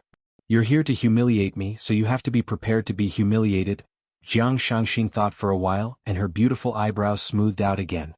She smiled and said, The story is very interesting, and then? I'll tell them that we had an intense argument, and I'll also use the video of you being taken away by another man on the plane to tell them that you've cheated. I'll tell them that you forced me to divorce you. I wasn't willing to agree to it, so you threatened to jump off the building. In the end, the heel of my shoe became unstable and I accidentally fell. Oh yes, Lily can also prove that everything I said is true. This is my territory and you have to die however I want you to die. Everyone here is my people, and they have to say whatever I want them to say. My reputation will suffer a little, but who the hell cares about their reputation at this point in time? Jiang Zhuliu's body slowly moved closer to Jiang Shangxin. He looked at her with a gentle gaze and said, Shangxin, why do you have to do this? 100 years of hard work and 1,000 years of hard work, we can sleep together. We're a married couple, so why do we have to go this far? We did have some conflicts in the past, but they were all caused by Jiang Junling. You know that second young master is a little extreme and he will definitely get what he wants. No one can resist him. But it won't happen in the future because he suddenly disappeared as if he had never been to Huaqing. Let's just treat the past as an unpleasant dream, okay? I just spoke to young master Juanxing on the phone, and he hopes that I can give him some support. Young master Juanxing has a gentler personality, and I believe that he will treat us well and support us. The Jiang family will rise again and Longtu will prosper once again. Shangxin, you will still be respected by the world and envied by all women. Let's start over, okay? Shangxin giggled so hard that the coffee in the coffee cup splashed out. Shangxin giggled so hard that her entire body trembled. She placed the coffee cup on the coffee table in front of her, smiled and said, Jiang Zhulu, I have to say that you are indeed a talent. A shameless person is invincible. Jiang Junling just left, and you're already cozying up to young master Juanxing? How much do you want to make life difficult for the Jiang family? Jiang Zhulu chuckled and said, I can't help it, the Jiang family has the thickest thighs. If I send you to prison, it will be considered as getting rid of a scourge for the Jiang family. Jiang Shangxin smiled and said, although I don't like the Jiang family. I don't like the Jiang family either. Jiang Zhulu reached out to hold Jiang Shangxin's hand and said, so, why don't we replace them with the Jiang family? Jiang Zhulu, how dare you say something like this? A soldier who doesn't want to be a general is not a good soldier. Everyone knows this, so why can't we say it out loud? Jiang Zhulu smiled and said. Jiang Shangxin dodged Jiang Zhuliu's evil claws and slapped him on the face. Smack. Don't touch me, I feel disgusted when I see a man like you. Jiang Zhulu ignored the purplish-red bruise on his face and grinned. Didn't you specially rush over to see a disgusting man like me? No, I wanted to witness something. What is it? Witness you being arrested by the police? Jiang Zhulu stared at Jiang Shangxin with a sharp gaze and said, did you bring the police here? Of course. Clang. The electronic door to the office was pushed open, and Fang Yingying walked in with a group of men in police uniforms. The secretary Lily followed behind them in a panic and explained to Jiang Zhulu anxiously, Boss, they stole my access card. When Fang Yingying was performing magic for Lily, he had already taken the electronic card from her chest, which allowed her to enter Jiang Zhuliu's office freely. It was also because of Fang Yingying's help that these police officers were able to stand at the entrance of Jiang Zhuliu's office without any obstruction. Jiang Zhulu waved his hand and said, it's okay. Jiang Zhulu stared at the police officers who were walking toward him and asked, may I know what crime I have committed that requires all of you to come and arrest me? The middle-aged police officer who was leading the team showed his identification to Jiang Zhulu and said in a deep voice, I am Chen Aiyang, the team leader of the crime squad. We suspect that you are involved in an intentional murder case. Please follow us back for investigation. While Chen Aiyang was speaking, the other policemen had already cleverly surrounded Jiang Zhulu. After all, the person they were facing was a murderer. This kind of person was extremely dangerous and no one knew what kind of crazy things he would do. I want to see my lawyer, Jiang Zhulu said. He said to the secretary Lily, call lawyer Zhang. No, get the entire legal team of the company here. Just as Lily was about to make the call, Jiang Shangxin got up from the sofa, looked at Lily and said, Jiang Zhulu has been arrested and I am in charge of all the matters of the Longtu group now. Oh, I am also in charge of Jiang Zhuliu's personal matters. Lily looked at Jiang Zhulu with a troubled expression and hesitated if she should make the call immediately. Jiang Zhulu had been arrested by the police, and Jiang Shangxin had become the new controller of the Longtu group. If she still listened to Jiang Zhuliu's orders, how would Jiang Shangxin deal with her? Lily, Jiang Zhulu looked at Lily calmly and said, I will be fine and I will be back very soon. Call lawyer Zhang. Jiang Shangxin walked to the police officers and said, Comrade police, he is my husband and he is a scumbag. Take him away, I will find him the best lawyer. Chen Aiyang waved his hand and shouted, Take him away.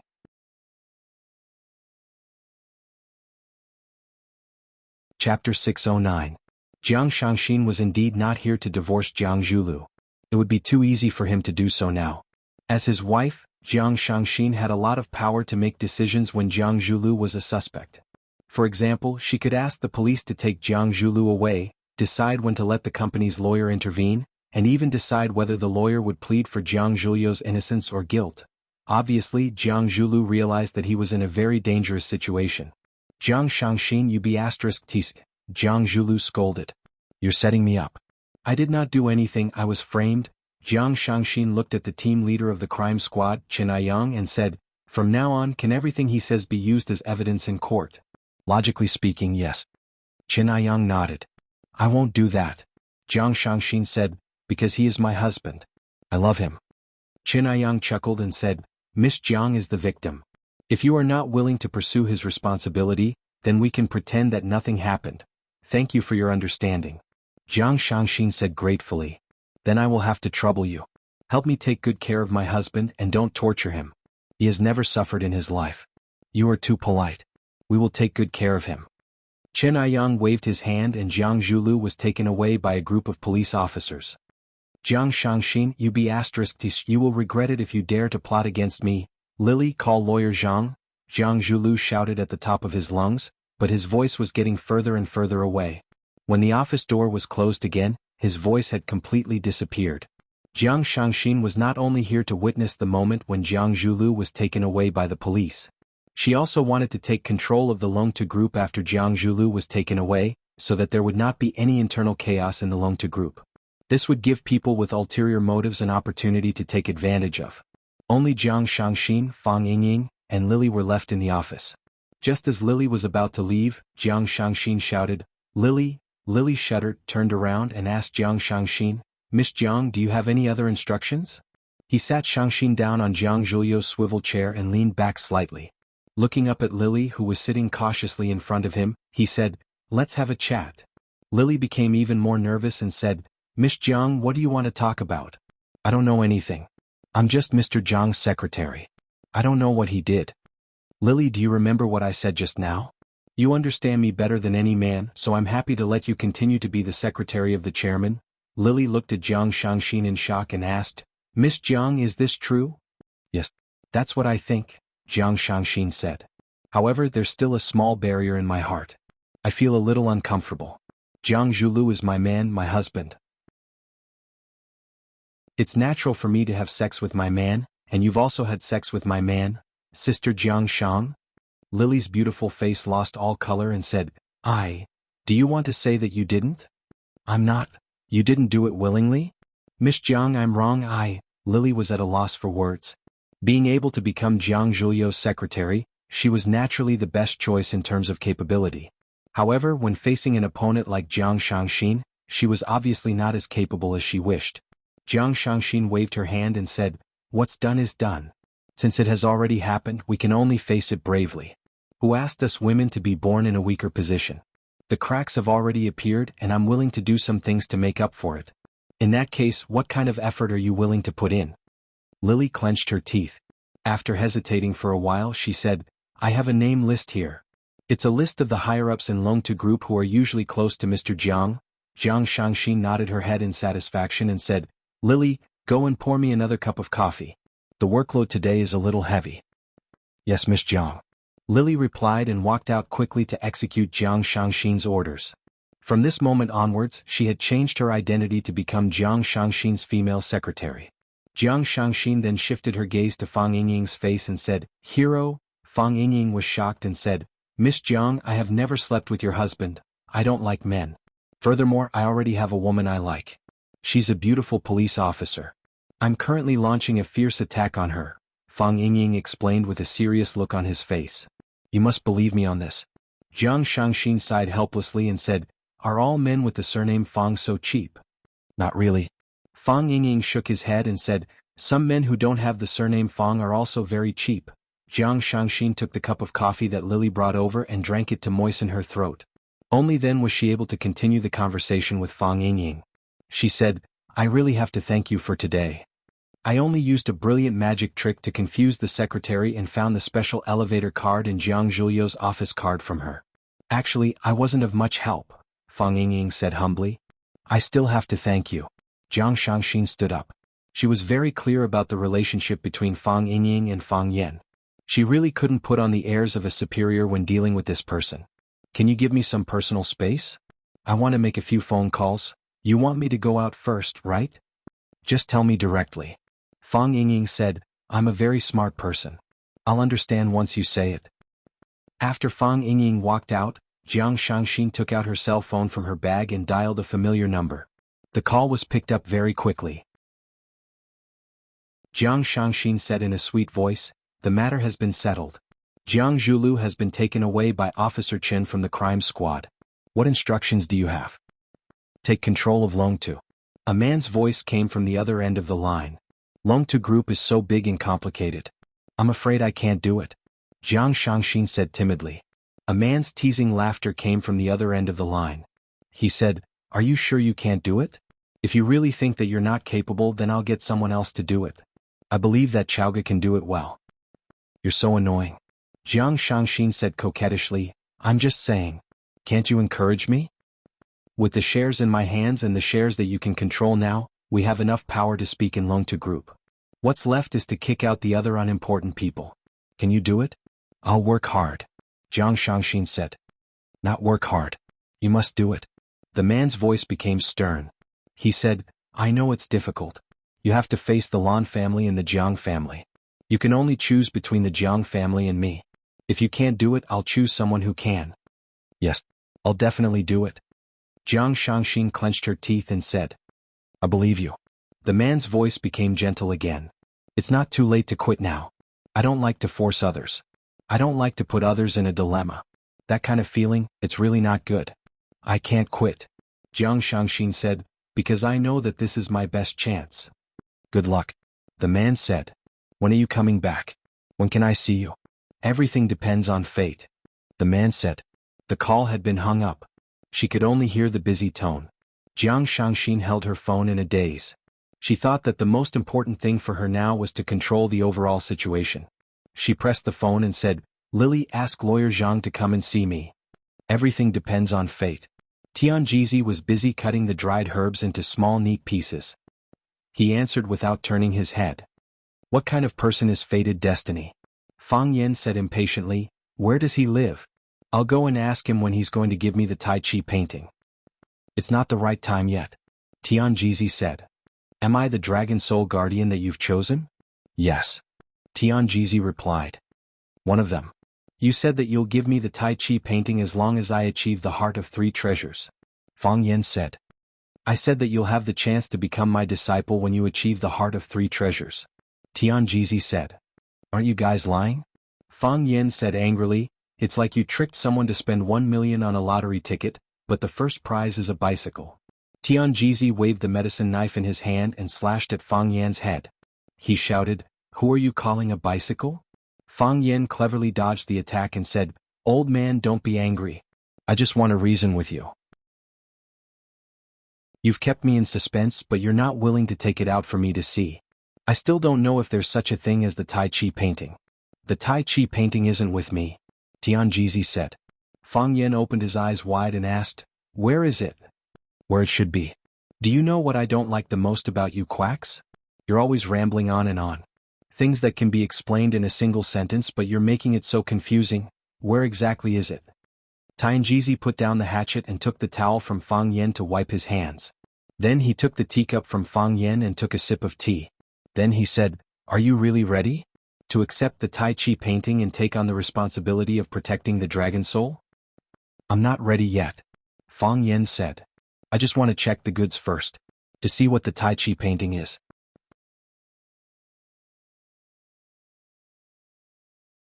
Chapter 610. Fang Yan was not despicable. He felt that he was just too smart. Here was a very simple example. If there was an item priced at 1 million, as long as you brought 1 million, you might be able to own this item. In that case, wouldn't you first have to look at the magic of this item before you would have the motivation to desperately earn that 1 million? Another simpler example. If there was a girl, you had to treat her well for the rest of your life. Then, you had to know and understand this girl first before you were willing to entrust your life to her. First a blind date, then a marriage. That was the right thing to do.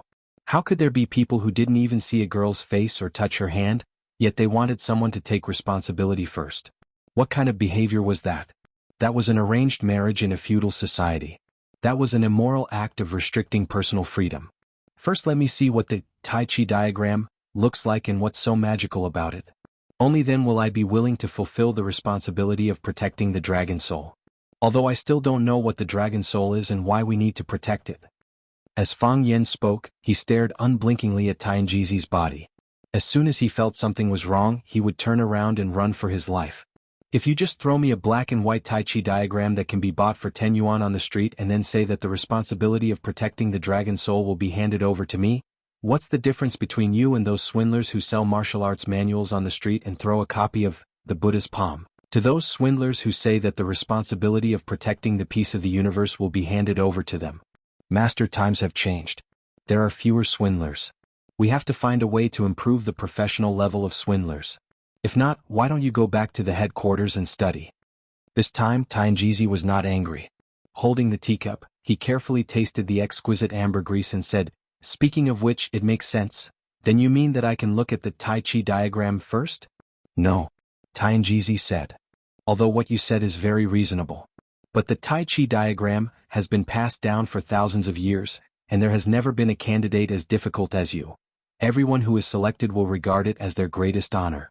They will try their best to complete the test and become the final winner of the Tai Chi diagram. This rule has never changed and it will not change for anyone in the future. You know it's a bad habit but you still insist on it?" Fang Yen said helplessly. "There's no right or wrong, it's just a matter of personal choice. If you think it's worth it, then give it your all.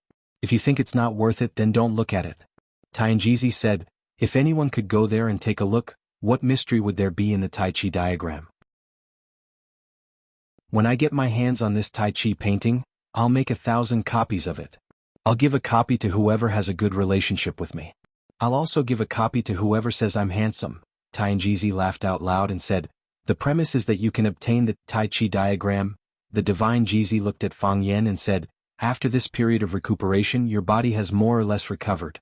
As long as you don't use too much strength, there won't be too much danger. But you still haven't left the mountain. Why is that?" Fang Yen looked at the setting sun on the top of the mountain in the distance and said softly, "What is righteousness? What is evil? What is love? What was hatred? A person's life is 100 years long. Is it the ambition in our hearts that we pursue?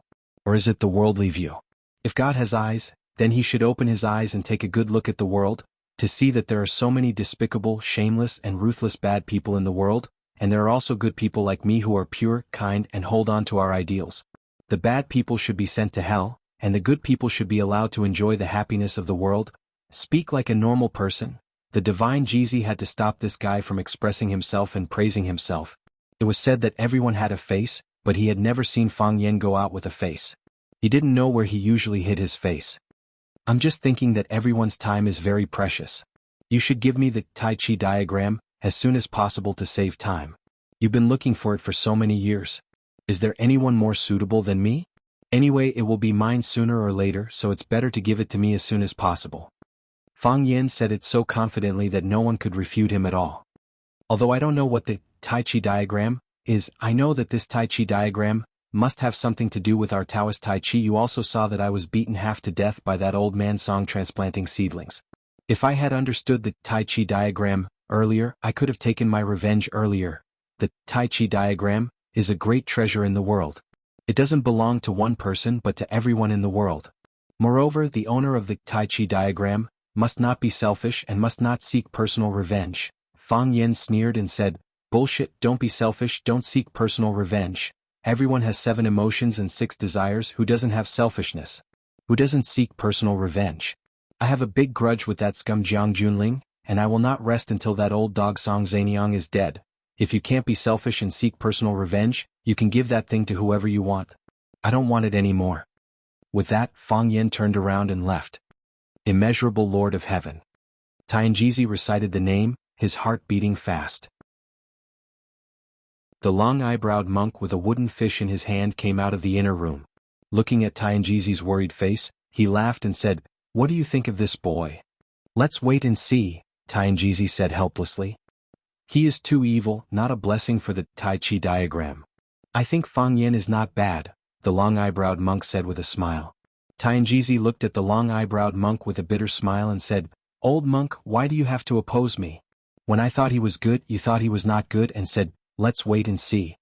Now, when I say he is not good, you jump out and say he is good. What on earth are you thinking?" Whether it is Buddhism or Taoism, we are all monks. Monks pay attention to the emptiness of the four elements. Do not get involved in the world, do not get involved in karma. But can we really do it? We eat firewood and rice, wear clothes of hundreds of families and live in the best house on Mingchuan Mountain. How can we not get involved in the world? Do not get involved in karma? Believers call us old immortals, but we know that we are not real immortals. If we are not real immortals, if we want to live, we naturally have to get involved in the karma of the world. Whether we believe it in our hearts or not, we must insist on it with our mouths. Uphold justice, uphold benevolence, and uphold forgiveness. Because we are monks, our identity has already determined our way of thinking. What Fang Yin said is very reasonable. Who doesn't have selfishness? Who doesn't seek revenge? He lives more thoroughly than we do. So what? Tianjizi asked. Even if we think Fang Yin is not bad, he is still not the most suitable candidate for the Tai Chi diagram. Yes. The long-eyebrowed monk sighed. The Tai Chi diagram is unstable in yin and yang. If it falls into the hands of the righteous, it will be good, but if it falls into the hands of the evil, it will be evil. If it falls into the hands of the murderous, then there is only one word: kill. Sigh, let's wait a little longer, Tianjizi sighed. Tianjizi lived on a mountain, and it was a mountain that Fang Yin was familiar with, Xixia Mountain. The first time Fang Yin and Tianjizi met was in a tea house on Xixia Mountain. That tea house was opened by a Taoist disciple. Therefore, when Fang Yin was rescued by Tianjizi and the long-eyebrowed monk, he was also on the mountain when he opened his eyes. He spent a lot of time on the mountain. One reason was to nurse his body. Since ancient times, medicine and Taoism were inseparable. Tianjizi's prescriptions were not comparable to those of ordinary doctors. Another reason was to obtain the Tai Chi diagram from his master. This time, when he was in danger on the summit of One Sword Peak, Fang Yin once again realized that he was weak. He needed a stronger power to protect himself. While protecting himself, he was also protecting his family. He could not die. He did not want to die. Unfortunately, Tianjizi was still unwilling to give in. Fang Yin did not know what the criteria for the guardian dragon soul to obtain the Tai Chi diagram were, and Tianjizi and the long-eyebrowed monk had never mentioned it. Moreover, he felt that after the incident at One Sword Peak, he was getting further and further away from the Tai Chi diagram. Previously, Tianjizi and the long-eyebrowed monk had fooled him by saying that as long as he achieved the heart of three treasures, he could get, the opportunity to become Tianjizi's disciple. But now they were not even willing to mention anything about the Tai Chi diagram in front of Fang Yin. It was just like how Fang Yin had nothing to do with it. Because of what? Was his body filled with evil energy? Was it filled with the desire for revenge? Now that Bai Xiu was dead, Fang Yin felt as though a huge rock had been lifted off his chest. In the past 3 years, the greatest physical and mental pressure on Fang Yin was to avenge his father. As long as he did not avenge his father, he would not be able to eat or sleep in peace. Bai Xiu's accidental exposure this time was a good thing for him. Finally, he thrust his sword, that fatal sword strike. Of course, just as the old enmity was gone, new enmity was born. This time, the target of Fang Yan's revenge was Jiang Junling, and even the entire family of generals behind Jiang Junling. Of course, Fang Yan was not as anxious as before. Because the person Bai Xiu bullied was his father, and he could not tolerate others bullying his father without paying any price. And the person Jiang Junling bullied was himself. Fang Yan was a person who had very low standards for himself. The road down the mountain was long and far, and Fang Yan wanted to find a hotel to rent a car. As he walked along the road down the mountain, a black object suddenly fell in front of Fang Yan. Pa! There was a loud noise as if something had been broken. If it was a person, they would have fallen half to death. Fang Yan looked at it carefully. It was really a person.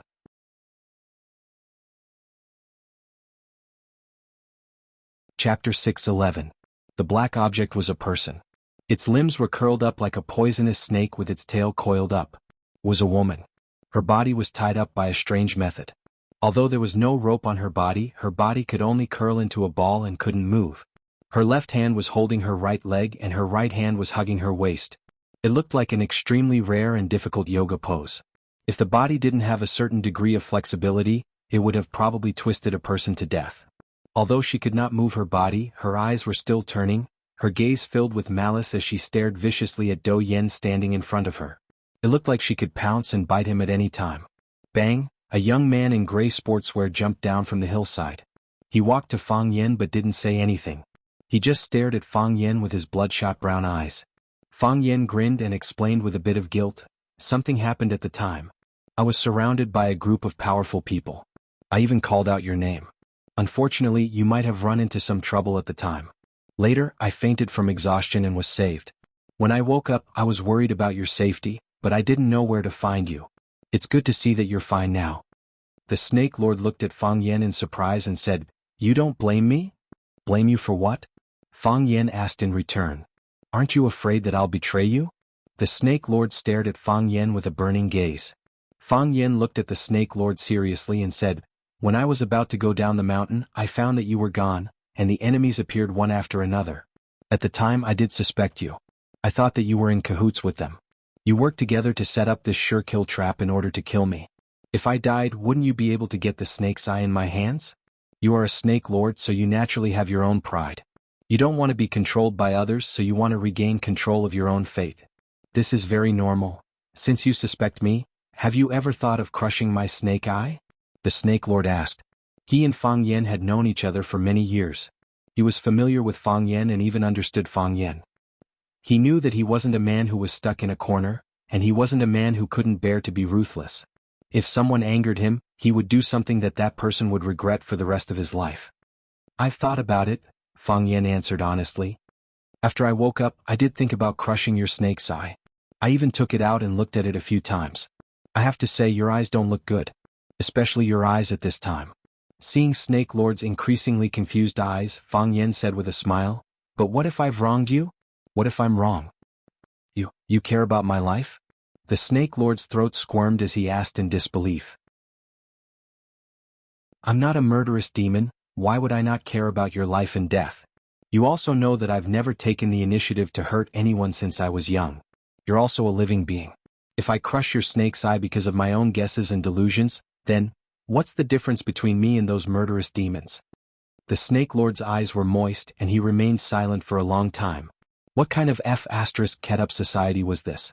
The sister he brought out from the orphanage, the sister he depended on for survival, the sister he didn't hesitate to become a slave for, the only family he had left in this world, the person he had been painstakingly searching for. They finally met, but what awaited them was her betrayal.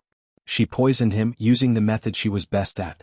The only hope in his life turned into despair, and the only lighthouse led him into hell and death. He felt that he would rather die than live.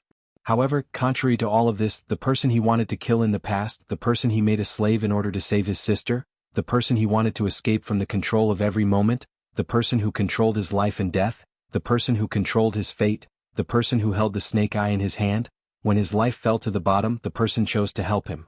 He cared about his safety and he gave him his trust.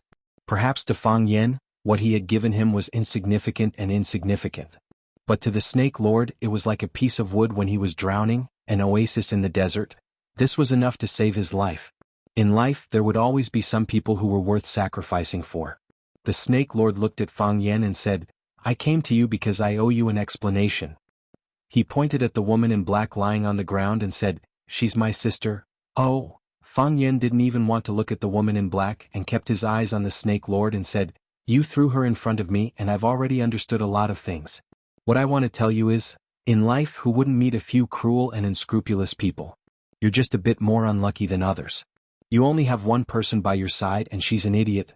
But this is good, after you've confirmed that she's an idiot, you don't have to be nice to her anymore. Be nice to yourself even if you're an idiot. It's a comfortable idiot." The Snake Lord's nose was a bit sore, but he still stubbornly explained, "She went to find me and poison me. I wanted to save you, but I lost control of my body. After I escaped, I ran to find you and saw you being carried by a Taoist priest and walking here. I followed them, guarding the mountain." Fang Yen nodded and said, "Are you okay?" The Snake Lord said, "I'm fine." Fang Yen sighed softly and looked at the pitiful man in front of him. He took out an old sheepskin bag from his pocket and threw it to the Snake Lord, saying, "This is your snake's eye. I've been prepared to return it to you. Your sister has been found. Although the results weren't ideal, she's still alive. So, there's no need for you to stay by my side to protect me anymore."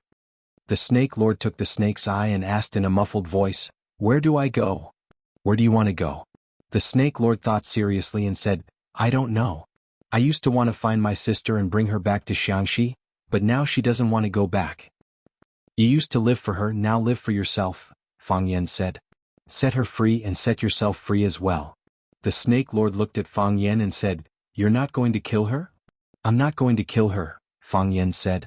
"The person she betrayed is you and the person she hurt is also you. If I kill her, it will only make you hate me. Why would I do such a stupid thing?" The Snake Lord thought about it and said, "I want to go with you." "Then set her free," Fang Yan said. The Snake Lord nodded and said, "Fine." The Snake Lord crouched down and looked at his sister's hate-filled eyes, saying, "I'll let you go." As he spoke, he pulled out one of his sister's arms. Like a dead knot, once the thread was untied, the other knots would also be solved. The Snake Lord then took out a medicine bottle from his pocket. He poured out a red pill from the bottle and fed it to his sister. Bang! The woman flipped over and pushed the Snake Lord to the side with a slap. She stared at Fang Yan fiercely and asked, "Did you kill him? Who are you talking about?" Fang Yan was confused. The Snake Lord's expression became even more pained, and when he saw Fang Yan looking at him, he turned his face to the side. He didn't want to hear that man's name. Every time he heard it, it was like stabbing a knife into his heart. He didn't know what love was, but he could clearly feel what pain was. He was in so much pain. "Bai Xiu, you killed Bai Xiu, didn't you? You killed Bai Xiu?" The woman's eyes turned blood red, and her body made cracking sounds. Every part of her body could move freely. The Snake Lord looked at her and said, "Go." The woman didn't care about the Snake Lord's words at all. She didn't even turn around to look at him. She stared at Fang Yan without blinking. Her body was bent, and her head was tilted forward. She looked like she would rush up and fight Fang Yan at any time. The Snake Lord was like a furious lion and he roared at his sister, "Go! I said go!" The Snake Lord's shoulders tightened and her hands turned into claws. As long as she waited for an opportunity, she would rush up and tear Fang Yan to pieces. "You killed Bai Xiu. Why did you kill Bai Xiu? I want to avenge him. I want to kill you." As she spoke, the woman in black suddenly dashed toward Fang Yan. Her body was like a spring, but also like a poisonous snake that wanted to attack its prey. Her body was light and agile and her steps were strange. Hissing sounds came from her mouth. It was the sound that poisonous snakes would make when they attacked. Clang! The Snake Lord rushed up from behind and grabbed his sister's shoulder. He punched her in the face, causing her body to crash into the rocks on the side. The Snake Lord followed closely behind and grabbed the black-clothed woman's throat. He pressed his sister's head and slammed it against the stone wall. Clang! The woman's head slammed against the stone, and a bloody groove appeared on her forehead. Clang! The black-clothed woman's head was once again smashed against the stone, and the bones inside also made a cracking sound. Clang, clang, clang! The Snake Lord seemed to have gone mad. He kept slamming the woman's head against the stone wall. Pa! He let go of his sister's neck and slammed his head against the stone wall. Clang, clang, clang! Why are you forcing me like this? The Snake Lord roared with grief and indignation. Why are you forcing me like this?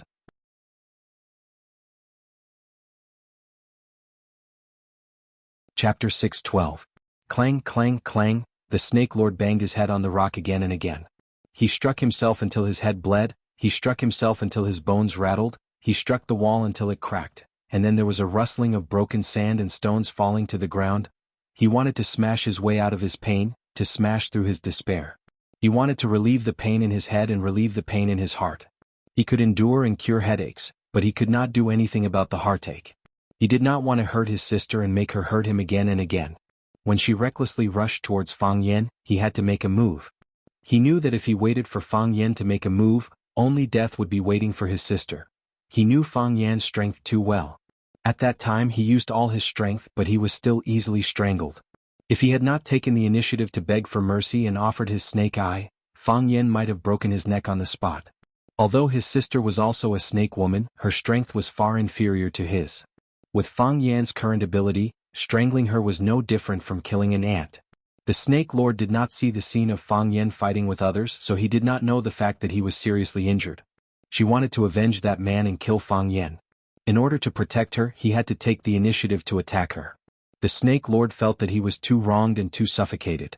He was like a balloon that was full of air, and a slight touch could cause him to explode with a bang. After he attacked his sister, the Snake Lord felt that death was better than living. He had never treated her like this since he was young. He hoped that he was the one who experienced all this, just that his sister could live well. Fang Yen stood to the side and watched the Snake Lord go crazy, but he did not intend to stop him. He could understand the Snake Lord's feelings at this moment, just as he could understand the Phoenix's feelings at that time. In life, people had to go through countless difficult choices. He chose his sister, but she chose another man. He was a loser, a pitiful person. From now on he would have no relatives in this world, right? He did not know who to share his joy with, and he did not know who to tell his pain. He was like a transparent person. Kwang! The Snake Lord slammed his head against the stone, and a protruding sharp stone pierced his forehead. Then blood spurted out of his head. The Snake Lord finally calmed down and felt a little dizzy. Fang Yen took out a large medicine bottle from his pocket and threw it over, saying, "Stop the bleeding."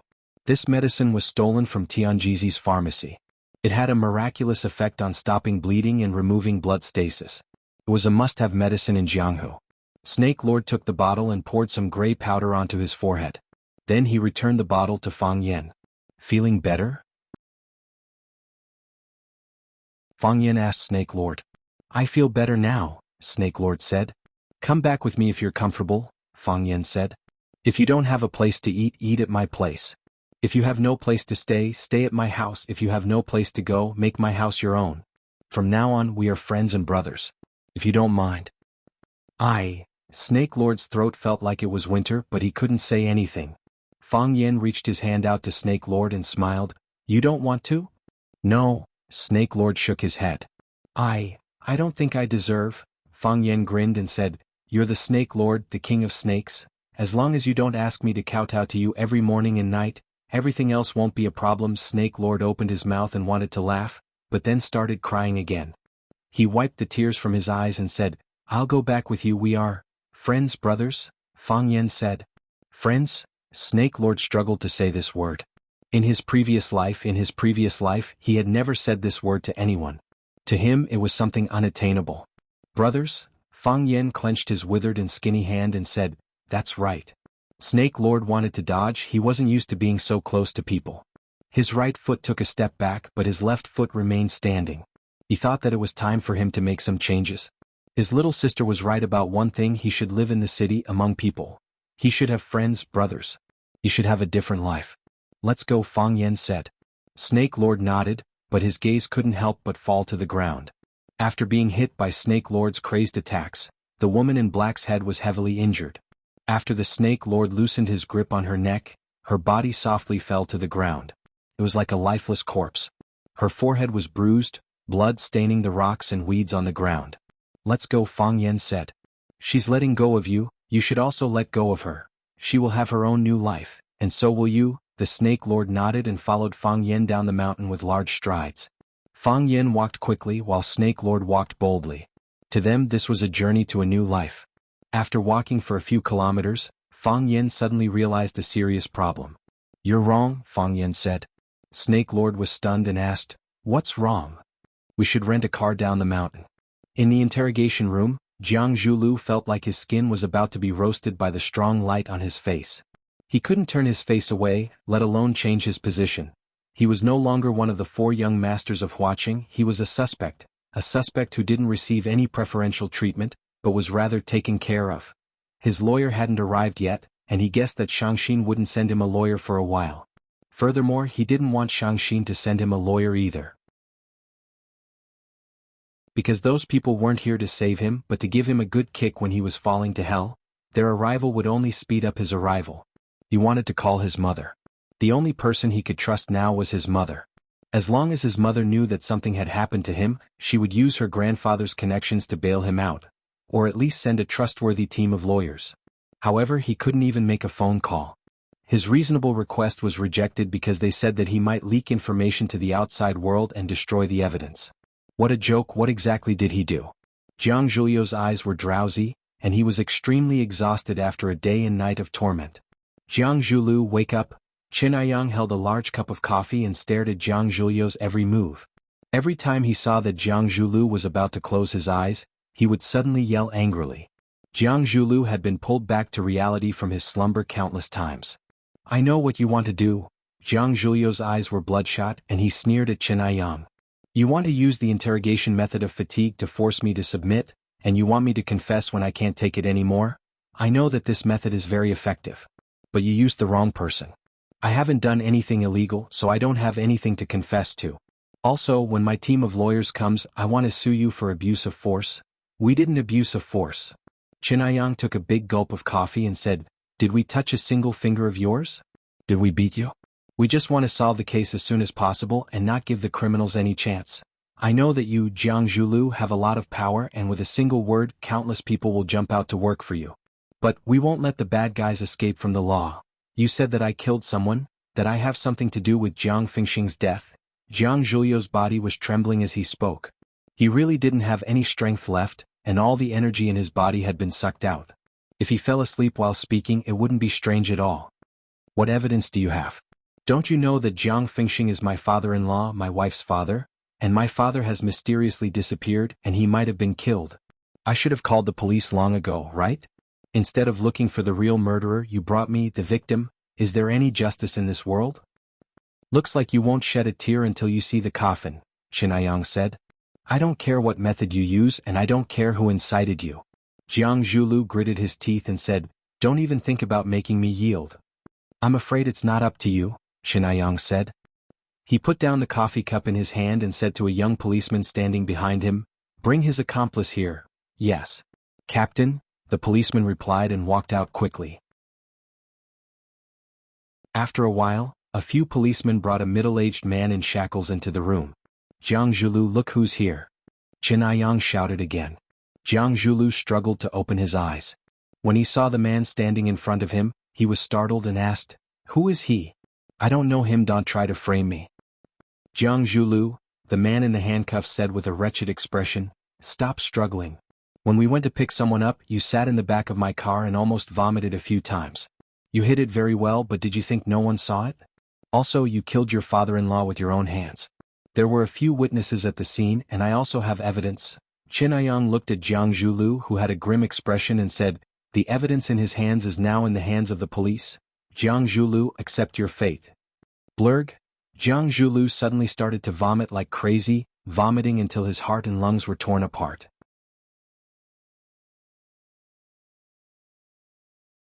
Chapter 6:13. Jiang Zhulu had not eaten anything for an entire day and night. He only drank a few cups of coffee provided by the police to keep him awake. Therefore he only vomited out the brownish-yellow coffee juice. He bent over, screamed at the top of his lungs, and vomited over and over again. His appearance was so exaggerated that people were worried that he would vomit out his liver, lungs, and bile. The witness's words reminded him of that day. He remembered how he had sat in the bumpy car to pick up his father, his useless and arrogant father-in-law, in order to maintain his powerful image and not be looked down upon by those arrogant martial artists. He had resisted the urge to vomit. He had held it in until today, but he finally could not control it anymore. He had used up all of his tolerance that day and vomited everything that he had prepared to vomit that day. It was also from that day onwards that he turned into a demon. It was also from that day onwards that his relationship with his wife Shangxin fell to the freezing point. It was like a reincarnation cycle. He had returned to the original path and all the hard work he had put in between was meaningless. He was a complete failure and he could not change his fate. Give him a cup of water, Chen Aiyang said. A policewoman went out and quickly returned with a cup of warm water. Chen Aiyang placed the cup in front of Jiang Zhulu and said, Rinse your mouth with water. Jiang Zhulu picked up the cup of water and gulped it down. Then he placed the cup on the table and said, I don't know him and I don't know what he is saying. The witness was furious and said, Jiang Zhulu, I am the Eagle King. I am the driver who sent you to pick someone up that day. Do you remember who I am now? No, I don't know who you are. Jiang Zhulu denied. It was impossible for him to admit that he knew this man, even though he had recognized him at first sight. He looked at Chen Aiyang with a sharp and sensitive gaze and said, Take him away, I don't know him and I don't know what he is saying. Jiang Zhulu, you are really stubborn. Do you think that you can just deny it?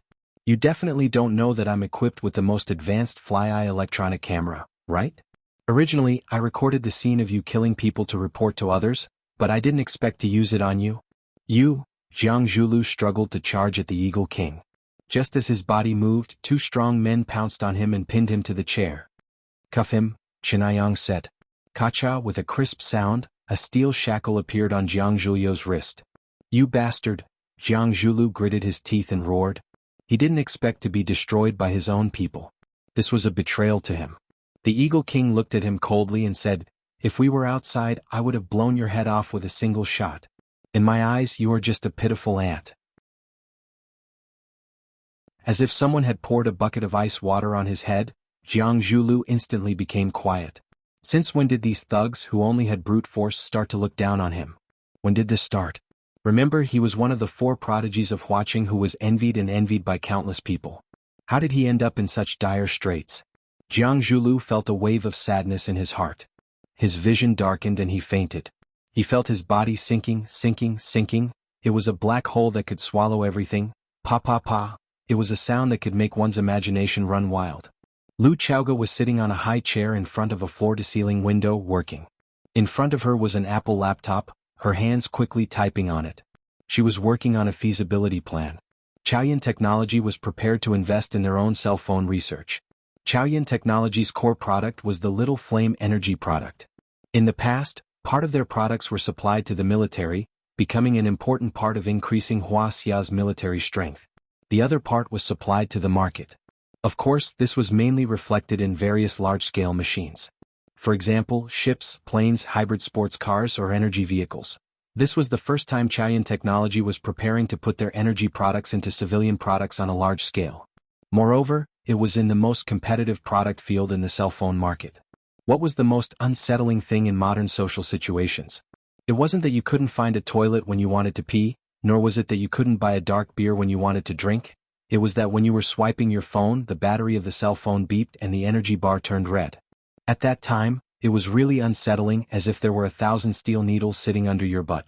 Whether it was Apple's cell phone with the largest market share, or other international or domestic cell phone giants, they all had to face the same problem. The battery life was too poor. Chaoyan Technology started with energy, and they didn't lack the continuous use of energy. Therefore, Lu Chaoga targeted this business opportunity and prepared to produce a cell phone with energy. When you used an Apple phone, you could only use it for a day on a single charge. When you used Chaoyan's cell phone, you could use it for a week on a single charge. Which one would you choose? Nonsense, of course it would be Apple. Because the Apple phone looked more pretentious. The functions of the cell phones were almost the same, and there wouldn't be much difference in technology. Even the battery life had been solved. Then there was only one problem that Lu Chaoga had to solve. Could the phone produced by Chaoyan improve the user's pretentiousness? Now there were 2 plans. One was for Chaoyan to make his own cell phone and start all over again from the model to the internal configuration. The other plan was to acquire a second-rate cell phone company that already existed.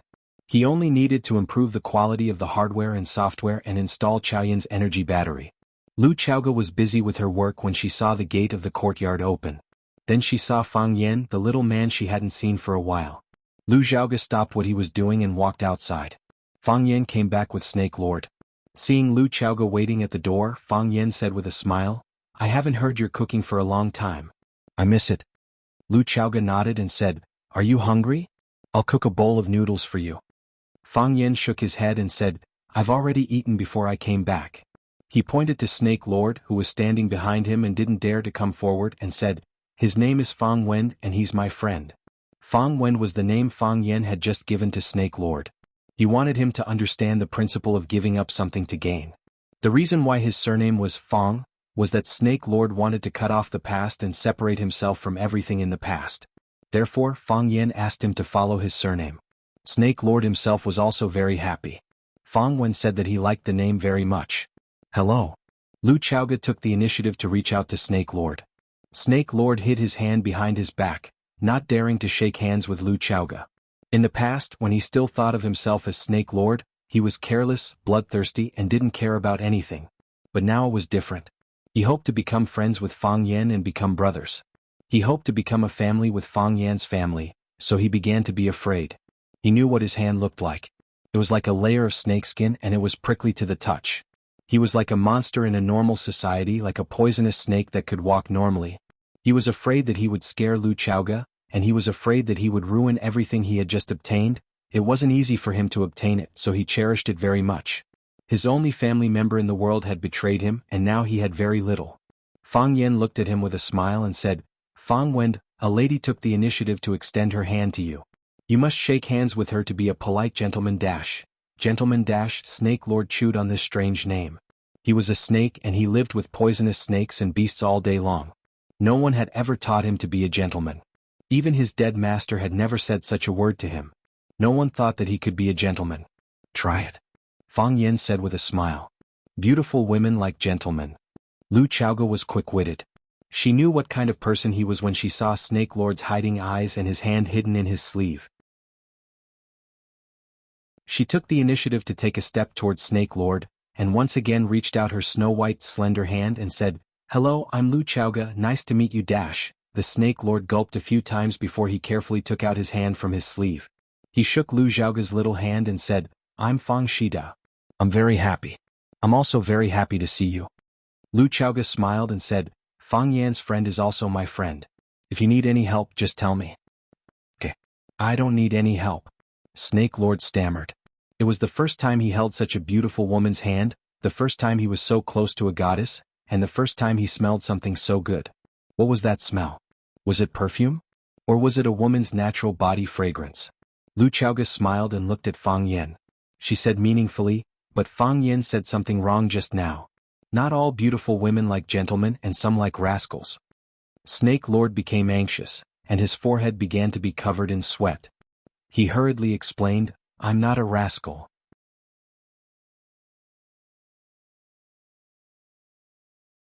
Chapter 6:14. A man in love has zero IQ. The Snake King fell in love again, but this time the object of his love was Fang Yan. He knew that he was strange, and he also knew that he was not very sociable. He was like a lone wolf. No, a lone snake walking in the crowd, but it was difficult to blend in with the crowd.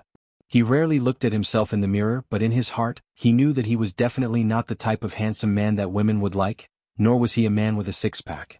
If a man with no looks, no height, no penis, and no ability to live a good life wanted to win the favor of women, then he could only spend money. However, the Snake King did not have money. No one wanted to look at the Snake King's sharp triangular eyes, and no one wanted to look at his pitted face for a few minutes. Everyone's first reaction when they saw him was to quickly look away.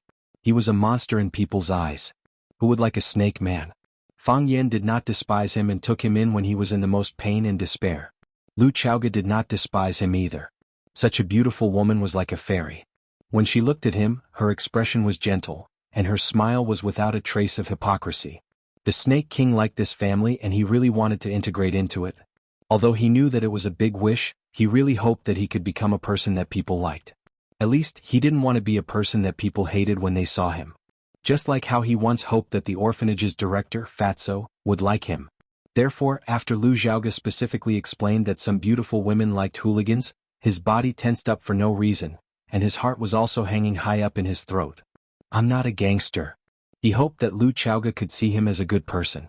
At least, he was willing to be a good person in their hearts. Lu Xiaoge was stunned for a moment and then she laughed. Lu Xiaoge looked at the Snake King and said, "I know you're not a gangster. How can you be a gangster? You can't even tell that a real gangster is a gangster." After thinking about it, Lu Xiaoge explained, "I'm just kidding. Don't think too much." Because it was the first time she met the Snake King, she was not very clear about his character. But she would get to know him slowly. He tried not to touch anything that would cause him pain. "Thank you," the Snake Lord blushed. Was he thinking too much? Wasn't it annoying to think too much? Then shouldn't he think less? The poor Snake King had turned into a man who was at a loss for what to do with himself. Fang Yan was a generous and stingy man. He generously introduced Lu Xiaoge to the Snake Lord and smiled as they shook hands. However, when he saw that the Snake Lord had forgotten to let go of Lu Xiaoge's hand, he immediately became petty again. Fang Yan patted the Snake Lord's shoulder and said, "As a qualified gentleman, you shouldn't shake hands with a lady for more than a minute, 30 seconds at most. The shorter the better." Snake Lord was so scared that his body trembled. He quickly threw Lu Xiaoge's hand away as if he was grabbing a stove. Fang Yan nodded with satisfaction. He looked at the Snake Lord and praised, "You already have the character of a gentleman." The Snake Lord had a simple and honest smile on his face. He was very happy that he could become a qualified gentleman. Fang Yan looked at Lu Xiaoge and said, "Fang Wen's situation is a bit special. I want him to live with us for a while." "Okay," Lu Xiaoge said. I'll have someone clean up the room. Fang Yen grabbed Lu Chaoga's wrist and said, how about I buy another house in Huacheng? After the heroes and warriors came over, Fang Yen had made such a suggestion. Fang Yen was going to buy another house in Huacheng. He could take Fang Yingying and Fang Haohan to live outside. Because he felt that there were more and more people living in this villa now. It was already becoming overcrowded. Now there was the Snake Lord, and he had to specially prepare a room for him. How about letting him squeeze in with Fang Haohan? In any case, one of them was as thin as a telephone pole, and the other was as short as a sapling. Neither of them was a waste of space. However, Fang Yen quickly rejected this idea. With Fang Haohan's cheap personality and vicious mouth, he would definitely make the Snake Lord suffer a fate worse than death. If the Snake Lord released his snakes and poisoned him to death, it was also very likely that it would happen. Fang Yen couldn't understand. He taught them fairness, justice, courage, and never giving in. How did they all grow up to be like this? Could it be that he was not a qualified teacher? Lu Chaoga was silent. She just looked at Fang Yen with pleading eyes. She didn't want Fang Yen to leave. She wasn't willing in the past and she wasn't willing now. If Fang Yen left, Fang Yingying and Fang Haohan would also leave. The Snake Lord who came today would also leave. In that case she would return to her previous life. She liked the feeling of living with Fang Yen very much. She liked to eat Fang Yan's cooking or cook for Fang Yen. Seeing the deep meaning in her eyes, Fang Yan's heart immediately softened. He let go of Lu Chaoga's arm and said, then prepare a room for me. Okay, I'll go right now. A charming smile appeared on Lu Chaoga's face as she spoke softly. Lu Chaoga ran upstairs with the nanny to get busy. Fang Yen looked at her back view and sighed softly. They couldn't possibly live together forever, right? You will stay here from now on. Fang Yen smiled and said, Jiang Shangxin was very busy. After Jiang Zhulu was arrested and sent to prison, she became the well-deserved leader of the Longtu group. In the past, she had also done business, helped her mother, and even started her own company. However, she had never thought that she would be in charge of an energy company with assets of tens of billions at such a young age. Furthermore, as the energy industry's performance in the global market became more and more eye-catching, the company's market value was also increasing at a speed visible to the naked eye. With Lily's cooperation, Jiang Shangxin quickly had a clear understanding of the company's situation. Those hardcore Jiang Zhulu supporters were purged, and those who were wavering were roped in. Those who were previously ostracized or oppressed by Jiang Zhulu were put in important positions by her. She constantly looked for people to talk to and frequently made phone calls. Orders were issued one after another and they received even more feedback. Ever since Jiang Shangxin came to the Longtu group and sent Jiang Zhulu away, she had not left until now. She and Lily were in a high-intensity work rhythm, but Fang Yingying was lying on the sofa in the living room, sleeping for 2 days and eating 6 boxed meals. Fang Yingying did not like to eat boxed meals, not because he felt that they were not delicious, but because the portion was too small. It would be gone after a few mouthfuls and he still had to ask for more. Fang Yingying was also a person who cared about his reputation. When he opened his mouth to ask for 4 boxed meals, his face would also burn up. Chairman Wang, thank you for your hard work, Jiang Shangxin said with a smile. This is what I should do. Wang Ming, the assistant chairman of the finance department, bowed slightly to Jiang Shangxin and replied with a smile. After the guests left, Jiang Shangxin lay on the sofa in the office, exhausted. At this point she did not even want to move a finger. Lily pushed the door open and asked Jiang Shangxin, Miss Jiang, Chairman Jiang, do you want to eat anything? No need. Jiang Shangxin waved her hand. Get someone to send me a bottle of champagne and a box of strawberries. All right, Chairman Jiang. Lily turned around and left. When Jiang Shangxin closed her eyes and was about to take a nap, the tall wooden door of the office was pushed open again. With an apologetic look, Lily said, Chairman Jiang, Mr. Jiang's mother, move aside. A stern woman's voice rang out. As she spoke, she gave Lily's body a heavy push, causing her to fall to the ground. With such a huge commotion happening right under her nose, Jiang Shangxin could not continue sleeping. When she opened her eyes and saw the woman standing at the door, she could not help but frown slightly. Jiang Zhulio's mother was also her mother-in-law, Ren Jin. Ren Jin stared at Jiang Shangxin with bloodshot eyes and shouted, Jiang Shangxin, Jiang Zhulu has been arrested, and you still have the mood to lie in his office and sleep? Do you have any conscience? To think that I have treated you so well. Has your conscience been eaten by dogs? Jiang Shangxin had originally thought that Ren Jin was a pitiful woman. However, after being scolded by her, she felt that she was a pitiful and hateful woman. Jiang Shangxin climbed up from the sofa gracefully and reached out to flatten the creases in her dress. Placing her hands together on her knees, she looked at Ren Jin, who was standing in front of her, and said, "If you are here to question my character, then I will have to disappoint you. This is the kind of person I am. So you can leave now." Jiang Shangxin Yu. Ren Jin did not expect Jiang Shangxin to be so resolute and almost choked to death by her words. After being stunned for a while, she said angrily, "Jiang Shangxin, there has been no news of Zhu Lu since he was taken away by the police. How can you not care about it? Even if there is a problem between the two of you, you should at least get the company's lawyer to check on it. I went to the police station to ask, but none of the lawyers in the company went to see Zhu Lu. What if he was tortured by them? Shangxin quickly helped Zhu Lu." Jiang Shangxin looked at Ren Jin and said, "I got it. I will communicate with the legal team." "When will you communicate with them?" "At a later date." "When is the later date?"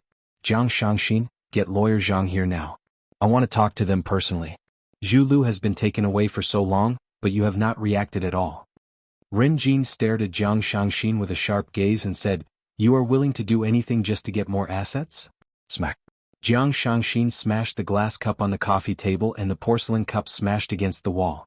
Jiang Shangxin jumped up from the sofa and hollered at Ren Jin, "You said that I am willing to do anything for some assets? Who is the one who is willing to do anything for some benefits? I'm Jiang Zhuliu's wife, his legitimate wife.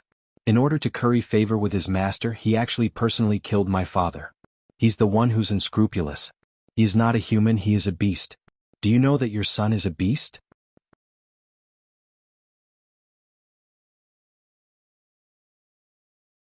Chapter 6:15. The relationship between a mother-in-law and daughter-in-law was a difficult problem in the world. Ren Jin's attitude towards Lu Chaoga was one of concern and suppression. She saw Lu Chaoga as the best candidate for her daughter-in-law. She was willing to take care of her, but she also looked down on her psychologically. She had strict requirements for Lu Chaoga's words and actions. In her eyes, Lu Chaoga was an orphan. She was a child who was adopted by them. Other than them, she had nothing. Ren Jin's attitude towards Jiang Shangxin was one of love and flattery. Jiang Shangxin was not an orphan. Not only did she have both parents, but she also came from the wealthy Jiang family in the capital. If her son was married to Lu Chaoga, it was a low status, then marrying Jiang Shangxin would be a high status. Therefore it was true that Ren Jin treated Jiang Shangxin well. She had never mistreated Jiang Shangxin. Jiang Shangxin had a high EQ and would give her mother-in-law gifts from time to please her. As a result, the mother-in-law and daughter-in-law got along well. Ren Jin was shocked by the glass cup that Jiang Shangxin threw. She did not expect her daughter-in-law, who had always been polite, smart and elegant, to do such a crazy thing. She thought that the glass cup would be thrown at her face. She only relaxed a little when the cup went past her head and smashed against the wall. She stood motionless for a moment, and then, like a bull enraged by red silk, or a firecracker that had been set ablaze, she broke into a rage. "Jiang Shangxin, are you crazy? Do you know what you are doing? Is this how your parents taught you to be a person?" Ren Jin slapped Jiang Shangxin's face. She tilted Shangxin's head to the side and dodged this fierce attack. "How dare you throw a glass at me? You just sent my son to prison and now you want to throw a glass at me? Then you can take away all the assets of the Jiang family?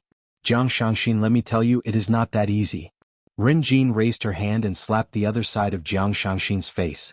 Enraged by Ren Jin's behavior, Shangxin slapped Ren Jin's arm to the side.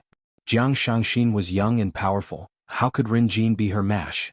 Ren Jin, who usually lived like a prince, was slapped on the wrist. As his body fell backward, he lost his balance in his high heels and fell to the floor with a crack. This time Ren Jin truly felt pain from the fall. The grief and indignation in her heart, as well as the endless grievances, suddenly exploded. Ren Jin sat on the ground and began to cry loudly without caring about his image. "Jiang Shangxin, go ahead and hit me. You can kill me here today." Ren Jin said in a sorrowful voice, "If I die, there will be no one left in the Jiang family. You can do whatever you want. You can do whatever you want." Dragon Pool, alive, dead, dead.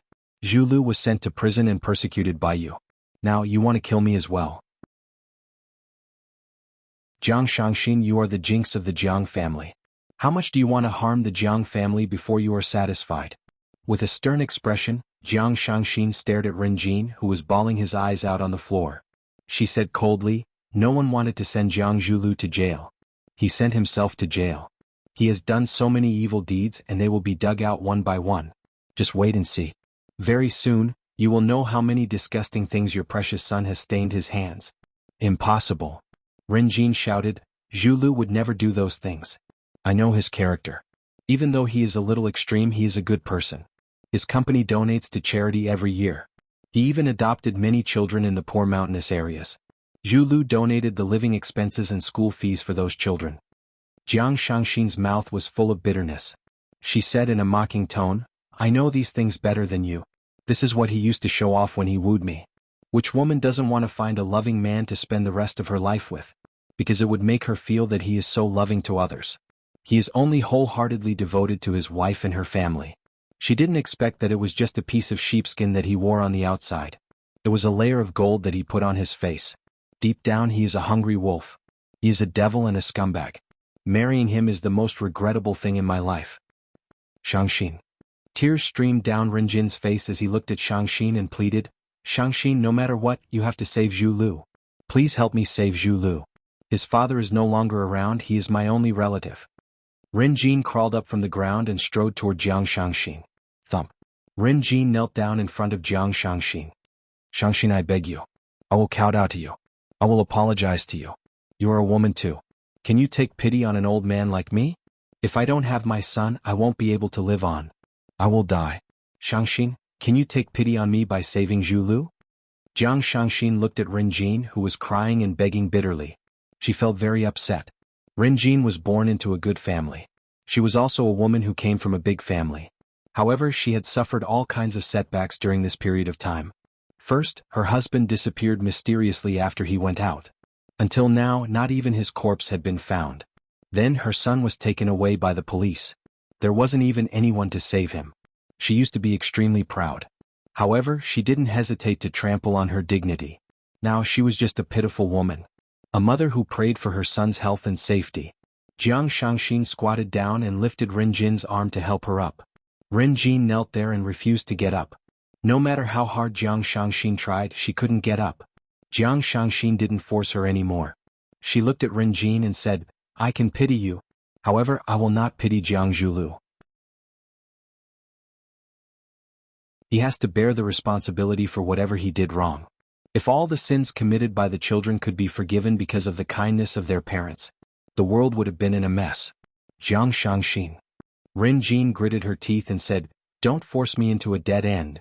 Jiang Shangxin looked at her with a serious look on her face and said resolutely, I can tell you honestly that I will not save Jiang Zhulu. I will not send any lawyer from the Longtu group. You better pray that I don't send any lawyer. If that's the case, he might still have a chance of survival. If I were to take action, I would only wish for his death. The former chairman of the Longtu group, Jiang Zhulu, was arrested by the police for a crime of intentional homicide. Jiang Zhulu is the son of the founder of the Longtu group, Qiang Long Tan.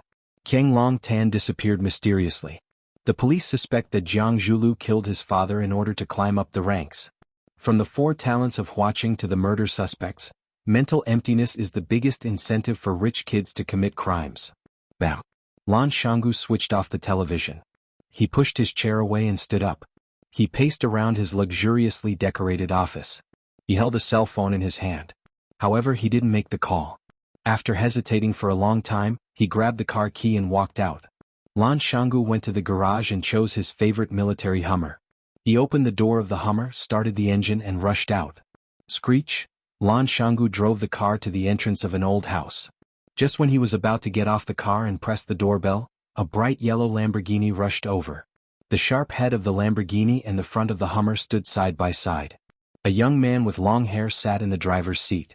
The young man looked at Lan Shanggu, who was pressing the button, and said with a smile, I was wondering who it was. Brother Lan Shanggu, you are back. You are a rare guest. Lan Tingyue, the son of Lan Shanggu's 4th uncle. He had been studying in France and had only returned to the country after graduating a year ago. He didn't have a formal job. He drove his luxury car around Huaqing every day, drinking and flirting with girls. From time to time he would do something out of the ordinary. Because he was the youngest boy in the Lan family, he had always been loved by everyone. As a result, he developed the habit of looking down on others and rarely putting them in his eyes. Ever since Lan Shanggu separated from the Lan family, he had never returned to the Lan family's old house. Lan Shanggu had only seen Lan Tingyue twice at the Blue Mountain Club.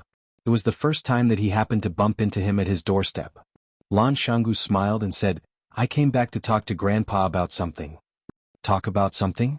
What is it?" Lan Shanggu smiled and said, "Kids shouldn't ask about this. Go back and rest early." Lan Tingyue sneered and said, "Lan Shanggu, if you still have a bit of backbone, hurry up and scram. Don't let me see you in the Lan family." "What? Back then, you wanted to ride on someone else's coattails and even didn't hesitate to separate from the Lan family, making the Lan family a joke in the eyes of outsiders. When I came back from studying abroad, do you know what I heard the most? Why did Lan Shanggu separate from the Lan family? Did the Lan family mistreat him? Lan Shanggu, don't you have any shame? Back then, in order to earn more money, you cried and shouted that you wanted to separate from the Lan family. Now that you've separated from the Lan family and you're in trouble outside, you come back to ask for help?" Lan Shanggu looked at Lan Tingyue thoughtfully and asked, "Are you done?" "I'm done. You're no longer a member of the Lan family. So, go wherever you want to go. Whether you live or die, whether you eat meat or drink porridge, it has nothing to do with the Lan family." Lan Shanggu nodded and started the Hummer again. After pressing the reverse gear, the Hummer quickly backed off. I used to say how powerful the Lan clan's Lan Shanggu was, but now it seems that it's just a spineless coward. Seeing that Lan Shanggu was reversing the car and preparing to leave, Lan Tingyue's heart swelled up infinitely as if he had just won a battle. The Hummer that was reversing suddenly accelerated. The tall front of the Hummer ruthlessly rolled towards the sexy butt of the Lamborghini.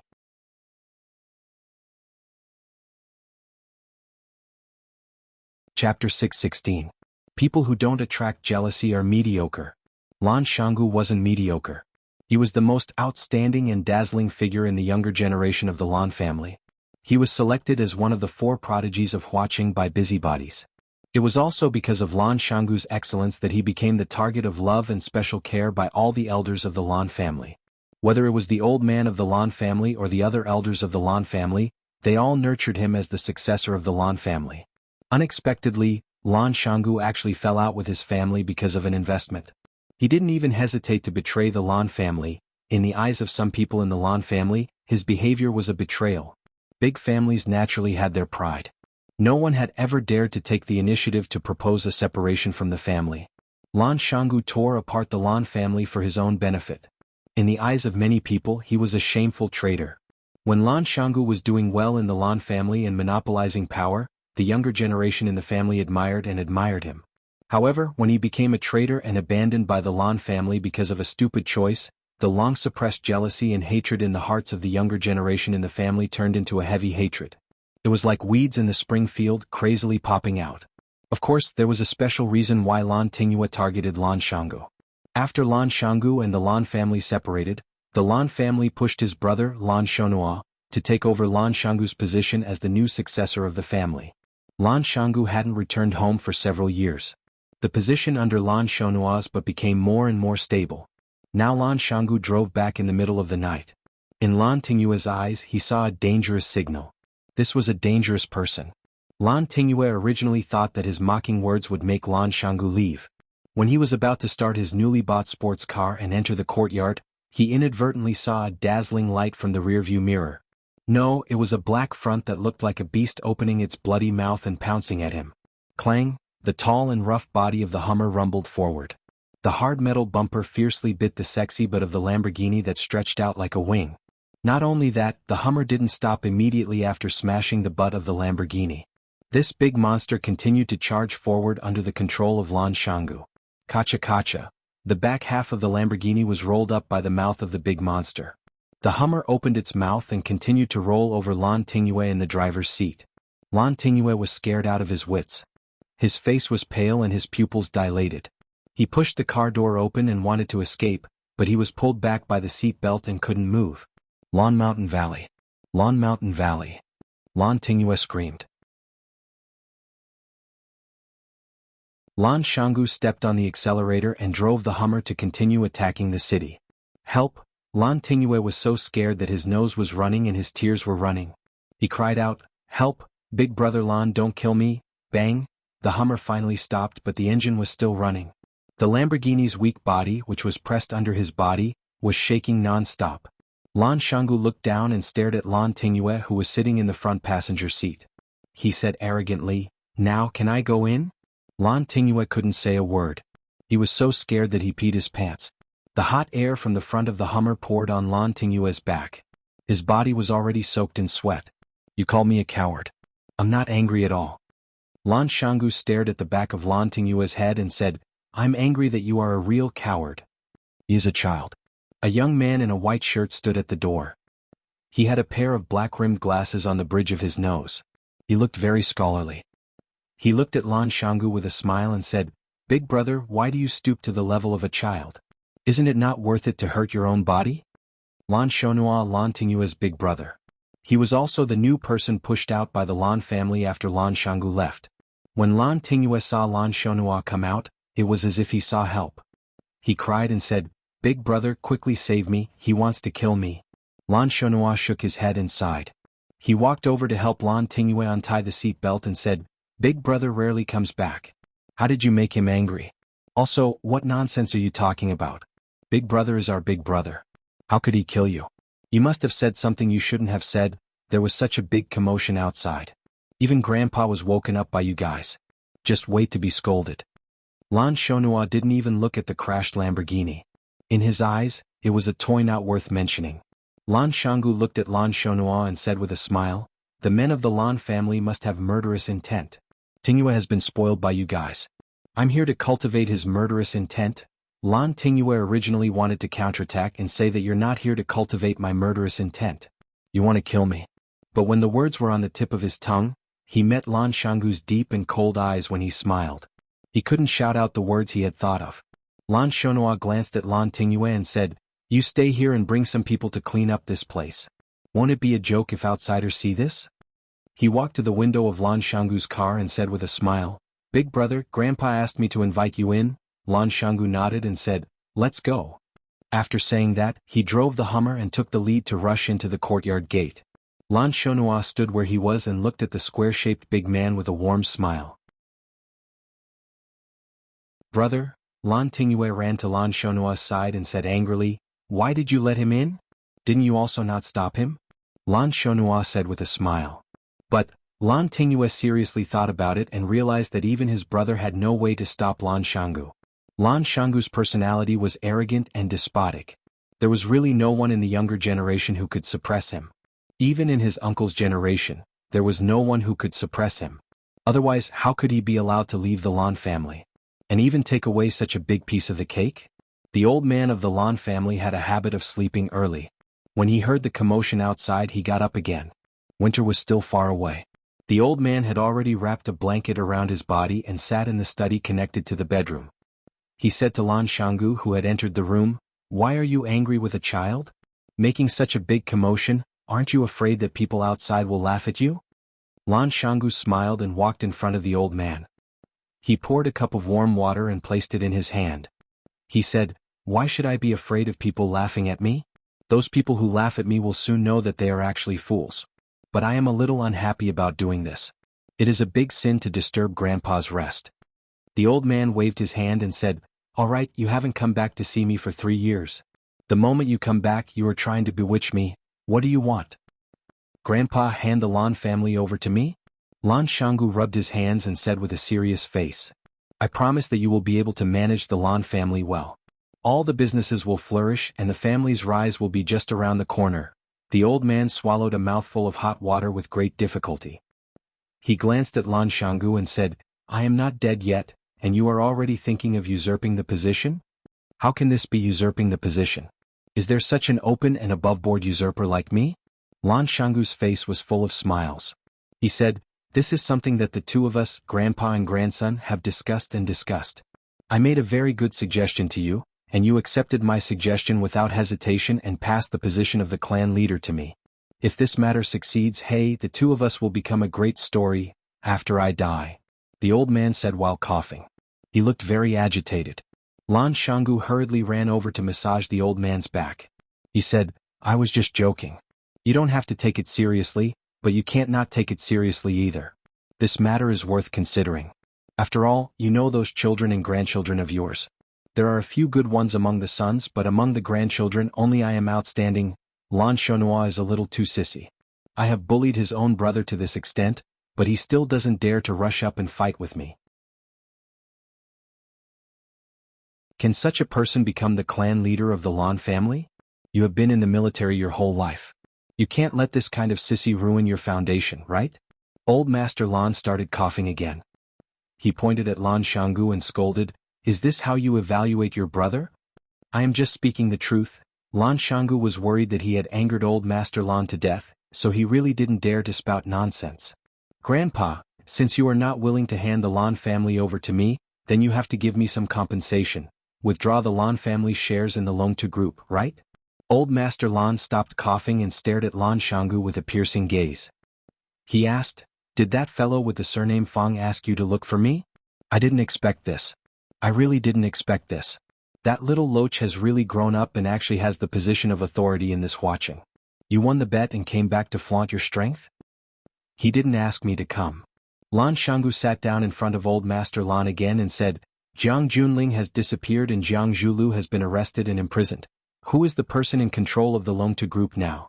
It's Jiang Shangxin, Jiang Zhulyo's wife. You must have known long ago, right? Jiang Shangxin has become Fang Yan's woman since a long time ago." Old Master Lan's eyes widened and he said angrily, "The two of them got together? Disgraced, truly disgraced. These people can do anything shameless."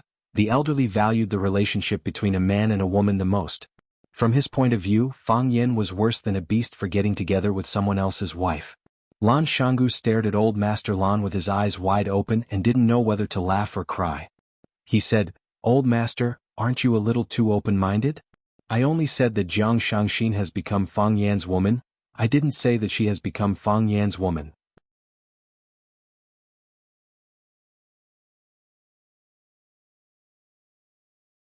Chapter 617. What was the difference between his men and his women? Lu Shu was Fang Yan's man, Lan Shanggu was Fang Yan's man, Du Qing was Fang Yan's man, and Jiang Shangxin was Fang Yan's man. They were comrades in arms and alliance. They were like grasshoppers on a boat. However, his women had another meaning. Lu Chaoga was his woman? The little princess of the Qin clan was also his woman? Although Old Master Lan was old, he was still very clear about this. He looked at Langu Valley and asked, "Busybodies have named you kids as the four prodigies of Huaqing. Even though it's a little childish, it still represents the four most powerful clans in Huaqing. The Jiang family has fallen to such a state, it really makes one sigh. If the Jiang clan is gone, will the other clans really be able to protect themselves?" "Grandpa, can you protect them?" Lan Shanggu asked back.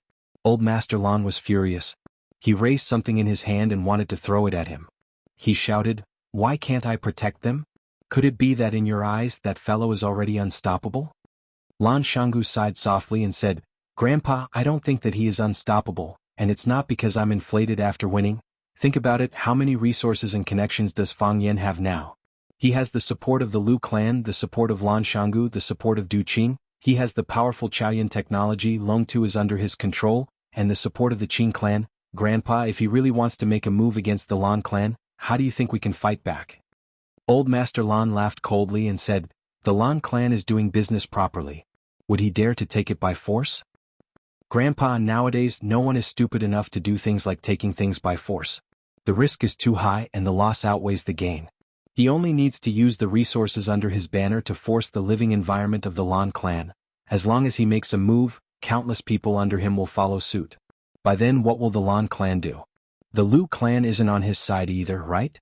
Won't the Mei family stand up and say something? Of course, the Lu family won't be on his side. However, the Lu family will make a wise choice, to follow the Wolf King and eat the meat and drink the soup, or to become the prey that the Wolf King leads the wolves to attack and devour. They will make a wise choice. As for the Mei family is different from us. They had their own way of survival. Why would they care about the life and death of others? Even if Grandpa wanted to join hands with them, he would probably have to give up a considerable portion of the benefits, right? They want shipping. Are you willing to give it to them? According to what you're saying, our Lan clan has nowhere to go." "That's not it." Lan Shanggu said, "Hasn't Grandpa already made his choice? Grandfather chose the Jiang family and chose to rely on the Jiang family's power. If this was the capital city or any other city, I would suggest that Grandpa make this choice. You have no choice but to do so. But Grandpa, this is Flower City. Our roots are in Flower City. You think I made the wrong choice?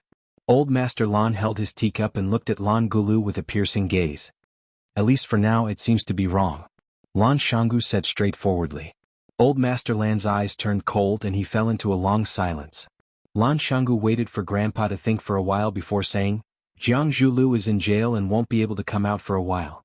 Fang Yen didn't let anyone else control Longtu. He didn't even use his most trusted person Lu Chaoga. Instead he sent Shangxin in. This means that he doesn't want Longtu to be separated. He wants to use Shangxin's identity to take over Longtu. If the Lan clan still wants to have a share of the loot, there will be a huge feud. Old Master Lan looked at Lan Shangu and asked, Are the things that Jiang Zhulu did true? They should be. Lan Shangu nodded with a serious expression. Even though a tiger is ferocious, it doesn't eat its cubs. How is this behavior different from that of a beast? This time, it was Lan Shangu's turn to remain silent. Old Master Lan looked at Lan Gulu and said, Father and son killing each other and brothers fighting each other, this is a tragedy. I don't have any other requests from you. I only want you to keep this family and prosper in everything you do. No matter what, Lan Shangu nodded and said, Grandpa, I understand. Old Master Lan nodded in satisfaction and said, What you mean is that we can't keep the shares of Longtu no matter what? We can't, Lan Shangu said. Old Master Lan took a sip from his teacup and said, You're the eldest son and grandson of the Lan clan. Splitting up in a fit of pique, the things you brought out with you are ultimately still too little. This is a little unfair to you. I'll give you the little bit of shares that the Lan clan has in the Longtu Corporation. Think of it as some compensation to you. Lan Shangu stared at Old Master Lan with his eyes wide open and said, Grandpa. Old Master Lan sighed softly and said, You and Fang Yen will advance and retreat together. He can't possibly forcefully take over his own brother's shares, can he? If that's the case, how is he different from a beast? Who would dare to work with him in the future? Lan Shangu felt that he had fallen into a huge pit. A bottomless pit. Someone knocked on the room door. Lan Shangu looked outside with a smile and said, I guess it must be Lan Shonua. He raised his voice and shouted outside, Come in. The room door was pushed open. It was indeed Lan Shonua standing at the door. Lan Shonua carried a tray in his hand and walked in with a smile on his face. He said, Grandpa, big brother, I knew that you two would talk until midnight, so I asked the kitchen to make a bowl of sweet distiller's grains for you two to eat while it's hot. Fill your stomach. He placed the tray on the table and placed a bowl in front of Grandpa and Lan Shangu each. He said, You two take your time, I'll go out first. With that, he carried the tray and walked out. Lan Shangu looked at Old Master Lan and said, A scholar who has been away for 3 days has changed my opinion of him. Old Master Lan had a smug look on his face. He said, Spring is when 100 flowers contend. Mo Qingdi and Ice Dragon were living together. Just like a loser who had met the Ms. Perfect in his life, Mo Qingdi's life in the land of extreme coldness had undergone a complete change. He lived in a large, unique and luxurious house with icicles hanging from the ceiling. He ate all kinds of rare and precious celestial fruits that he had never eaten before. Even the place where he slept at night was covered with red feathers. A red feather was a red bird on the glacier. Because Mo Qingdi had not seen anyone else in the land of extreme coldness, no one had told him the name of this bird. Mo Qingdi had been in this glacier for many years, but he had only seen this bird a few times. There was a large pile of bird feathers in Ice Dragon's cave. Mo Qingdi tidied it up. It was much more comfortable than the down quilt he used in Yanjing. It had to be said that his current life was much better than living in the igloo that he had carved out with a knife. Life was so blissful and comfortable, but Mo Qingdi could not help but worry about one problem. How could he get Ice Dragon's blood and tendon? If he could not get Ice Dragon's blood and tendon, would he have to stay in this land of extreme coldness for the rest of his life and become a pair of dragons of life and death with Ice Dragon? The Azure Dragon had met the Ice Dragon. His ice-cold heart couldn't help but ripple after ripple. It was dinner time now. Ice Dragon gave Azure Dragon a look, signaling him to wait for a while. Then he wagged his tail and ran into the deep cave. This was the only thing that Azure Dragon was not satisfied with Ice Dragon. Every time it was time for dinner, Ice Dragon would give Azure Dragon a smug look, meaning to say, Wait for me to get you something to eat. After a while, he had piled up in front of Mo Qingdi with all kinds of food in his mouth. It was said that every dragon had a treasure trove, and inside the treasure trove were all kinds of rare and strange treasures. There was one time when Emochingdi wanted to go in with it to have a look, but the little transparent dog just stood there, not moving an inch. It only looked at him with a sad look in its eyes. I'm already so good to you, how can you ask for more? Emochingdi was embarrassed by the dog's stare. He turned around and ran to a corner to sit down. Only then did the transparent puppy scuttle into the depths of the cave with a whoosh, disappearing without a trace in an instant. Ice Dragon was very fast. He did not have to wait too long before he came back with a big pile of food in front of Emochingdi. There was snow snake meat, red silk fish, 9-petal snow lotus, baby ginseng, and red lava fruit. Ice Dragon held a red lava fruit in his mouth and put it in front of Emochingdi. Then he rolled his tongue into a baby ginseng and chewed it. Emochingdi pushed the red lava fruit back, then reached out his hand to touch the thick 9-petal snow lotus. Ice Dragon saw Emochingdi's action and once again held the red lava fruit in his mouth in front of Emochingdi. He even winked at Emochingdi as if saying, I know you like this, don't be shy with me. Emochingdi shook his head and pushed the red lava fruit away again, then reached out to touch the red silk fish. Ice Dragon used his claws to pull the red silk fish under him, and once again pushed the lava fruit to Emochingdi. After doing this, Ice Dragon glanced at Emochingdi with a reproachful look. Eat it, don't waste my good intentions. I mean, Emochingdi looked at Ice Dragon and said awkwardly, can we change it? Ever since Emochingdi ate the lava fruit on the first day he came to the Ice Dragon's lair as a guest and expressed high praise for the food, the Ice Dragon would push a lava fruit in front of Emochingdi every time it was time to eat. For the first few days, Emochingdi enjoyed the food quite a lot. The meat was crispy and juicy, and it was a rare and precious fruit in the world. After eating for half a month, Emochingdi could not stand it anymore. He needed a change of taste, right?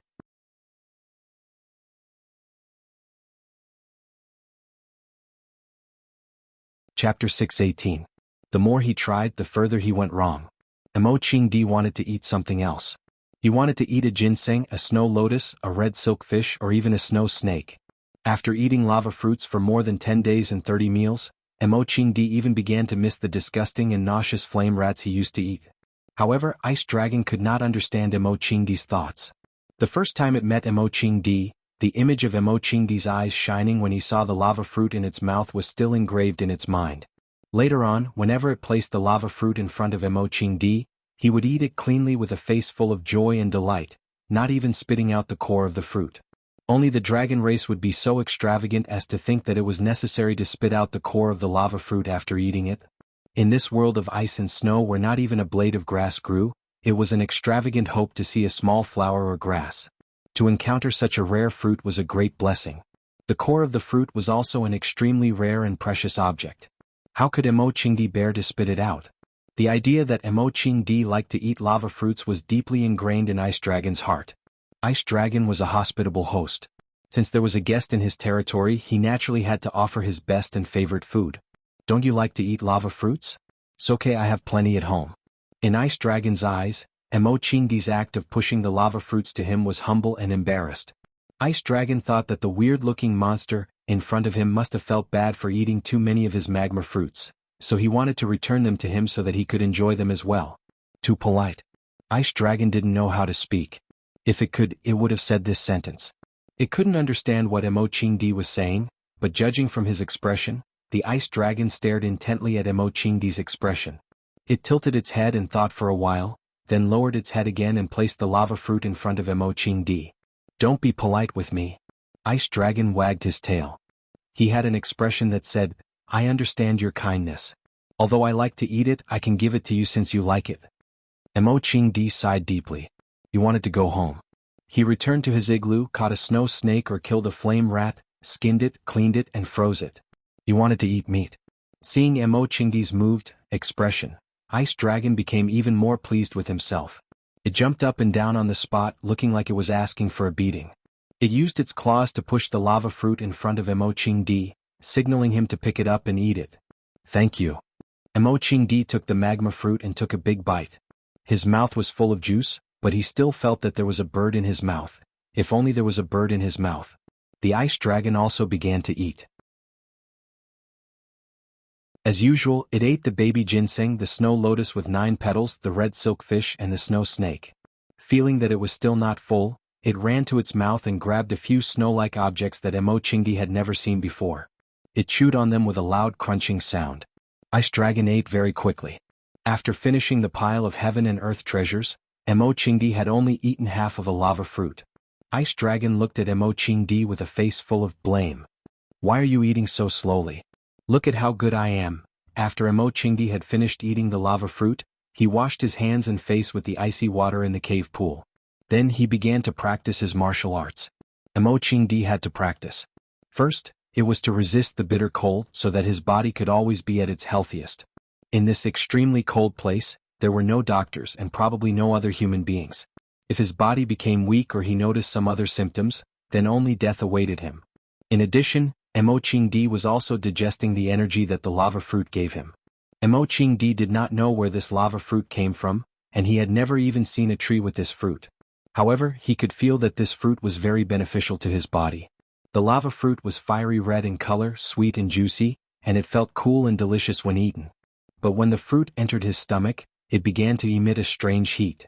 It was like accidentally eating an aphrodisiac, like, I love a piece of firewood, causing an inexplicable heat in one's body.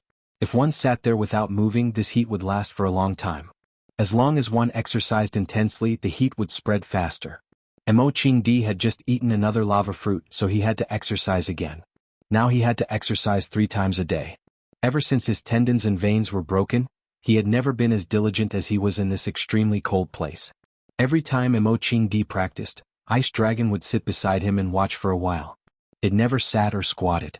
Because Mo Qingdi had never entered its real cave, he did not know what kind of posture it was when it slept. Perhaps there were other beauties hidden in the golden house? Thinking of this possibility, Mo Qingdi felt a trace of anger in his heart. As usual, after watching for a few minutes, Ice Dragon felt that Mo Qingdi's kicks were very boring, so it flicked its tail and rushed into the depths of the cave like the wind. Mo Qingdi was very conflicted. He wanted to heal his meridians and body, and he wanted to go back to check on the current situation of the Fang family and see if Fang Yan could hold on by himself. If he wanted to go back as soon as possible, he could only kill Ice Dragon, drink its blood, and extract its tendons. However, if he did that, how could he be worthy of its life-saving grace? How could he be worthy of its deep friendship for treating him with good food and drinks every day? It was hard to advance, hard to retreat. He was in a dilemma. Just as Mo Qingdi was lost in his thoughts, the sound of screams and howls suddenly came from the outside. As Mo Qingdi listened attentively, a gust of wind blew past him. The transparent puppy had already run out to watch the commotion. This dog. Ever since Fang Yan brought Jiang Shangxin to the Chaoyan Underground Research Institute, she had settled down there. Even though Jiang Zhulu had been taken away by the police and most of the threats to her safety had been removed, she still had no intention of leaving. That place gave her an inexplicable sense of security. Of course, it was indeed very safe there. This was the first time that Jiang Shangxin had come to this neighborhood, and she felt that it was necessary for her to pay a visit to this legendary woman, Lu Chaoga. Her story had become a compulsory subject for the students of various business schools, and her photos and interviews frequently appeared in domestic and international financial magazines.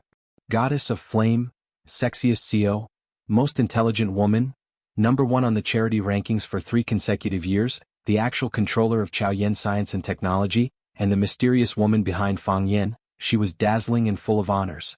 Jiang Shangxin was a proud woman. However, even such a proud woman like her would be jealous of Lu Xiaoga. This woman had lost a lot, but she had gained even more. Before knowing her story, it was hard to imagine how a woman could live such a rich and colorful life. Jiang Shangxin suddenly had this thought, and she couldn't suppress it after it appeared in her mind. Let's go and see Lu Xiaoga. Why do I want to see her? Jiang Shangxin thought to herself. Firstly, it was to thank her for being willing to provide her with a place to stay when she was in the most difficult and dangerous situation. Jiang Shangxin was very clear that if it wasn't for Lu Xiaoga's permission, Fang Yan wouldn't have been able to bring her to such an important place like Chaoyan Underground Research Institute. Although Fang Yan had a lot of say in Chaoyan Science and Technology, Lu Xiaoga was the real owner of Chaoyan. Chaoyan. The word Chao came before the word Yan. Secondly, it was because of admiration. Jiang Shangxin had known her for many years, and the two of them had quite a bit of history. Before she appeared, Lu Xiaoga was Jiang Zhulio's admirer, and she knew that the Jiang family had always wanted Lu Xiaoga to become Jiang Zhulio's daughter-in-law. After that, Lu Xiaoga and Qiang Longtan had a falling out, and she forcefully tore off a large piece of Longtu group and left. Naturally, she established her own company and created Chao Yin Science and Technology. The first time they met was by chance at the shopping mall 3 years ago. When she and Jiang Zhulu went shopping, Lu Chaoga and Fang Yin also appeared at the shopping mall. At that time, she only had some appreciation and admiration for Lu Chaoga. She felt that this woman was courageous and knowledgeable, and it wasn't easy for her to get to where she was today to be able to fight with an opponent like Qiang Long Tan. There was also a little jealousy in her heart. At that time, she really liked Jiang Zhulu, and she didn't want the man she liked to be thinking about other women. A current girlfriend and an ex-girlfriend were natural enemies. Of course, it was just a little. Who would have thought that in just a few years, Lu Xiaoga would be able to achieve such brilliant and dazzling achievements under the watchful eyes of countless enemies, open spears and covert attacks? How much was Chao Yin Science and Technology worth now? One media outlet had a very good evaluation. Don't talk about money with Lu Xiaoga. Everyone's focus now was on whether Chao Yin Science and Technology could become a great company. Or rather, whether it could become the greatest company in the world. Jiang Shangxin pressed the doorbell, and the door to the courtyard opened very quickly. The moment Jiang Shangxin entered the door, she saw Lu Xiaoga, who took the initiative to walk out to welcome her. She was dressed in a white tracksuit and a pair of white sports shoes, and her long hair was tied into a ponytail. She was like a newlywed who had just gotten married and walked out to welcome her guests with a face full of smiles. Jiang Shangxin had never seen Lu Xiaoga dressed like this, but deep down she had to admit that this Lu Xiaoga was really beautiful. She was even more beautiful than when she was on the cover of a magazine. You're tuning in to the Han Li's Wuxia Chronicles YouTube channel. We're so grateful for your support, and don't forget to subscribe to join us on this incredible journey through captivating stories. Your generosity through donations truly makes a world of difference, as it's the primary source of revenue that allows me to expand and enhance this channel for you. Thank you from the bottom of my heart for being a part of this adventure.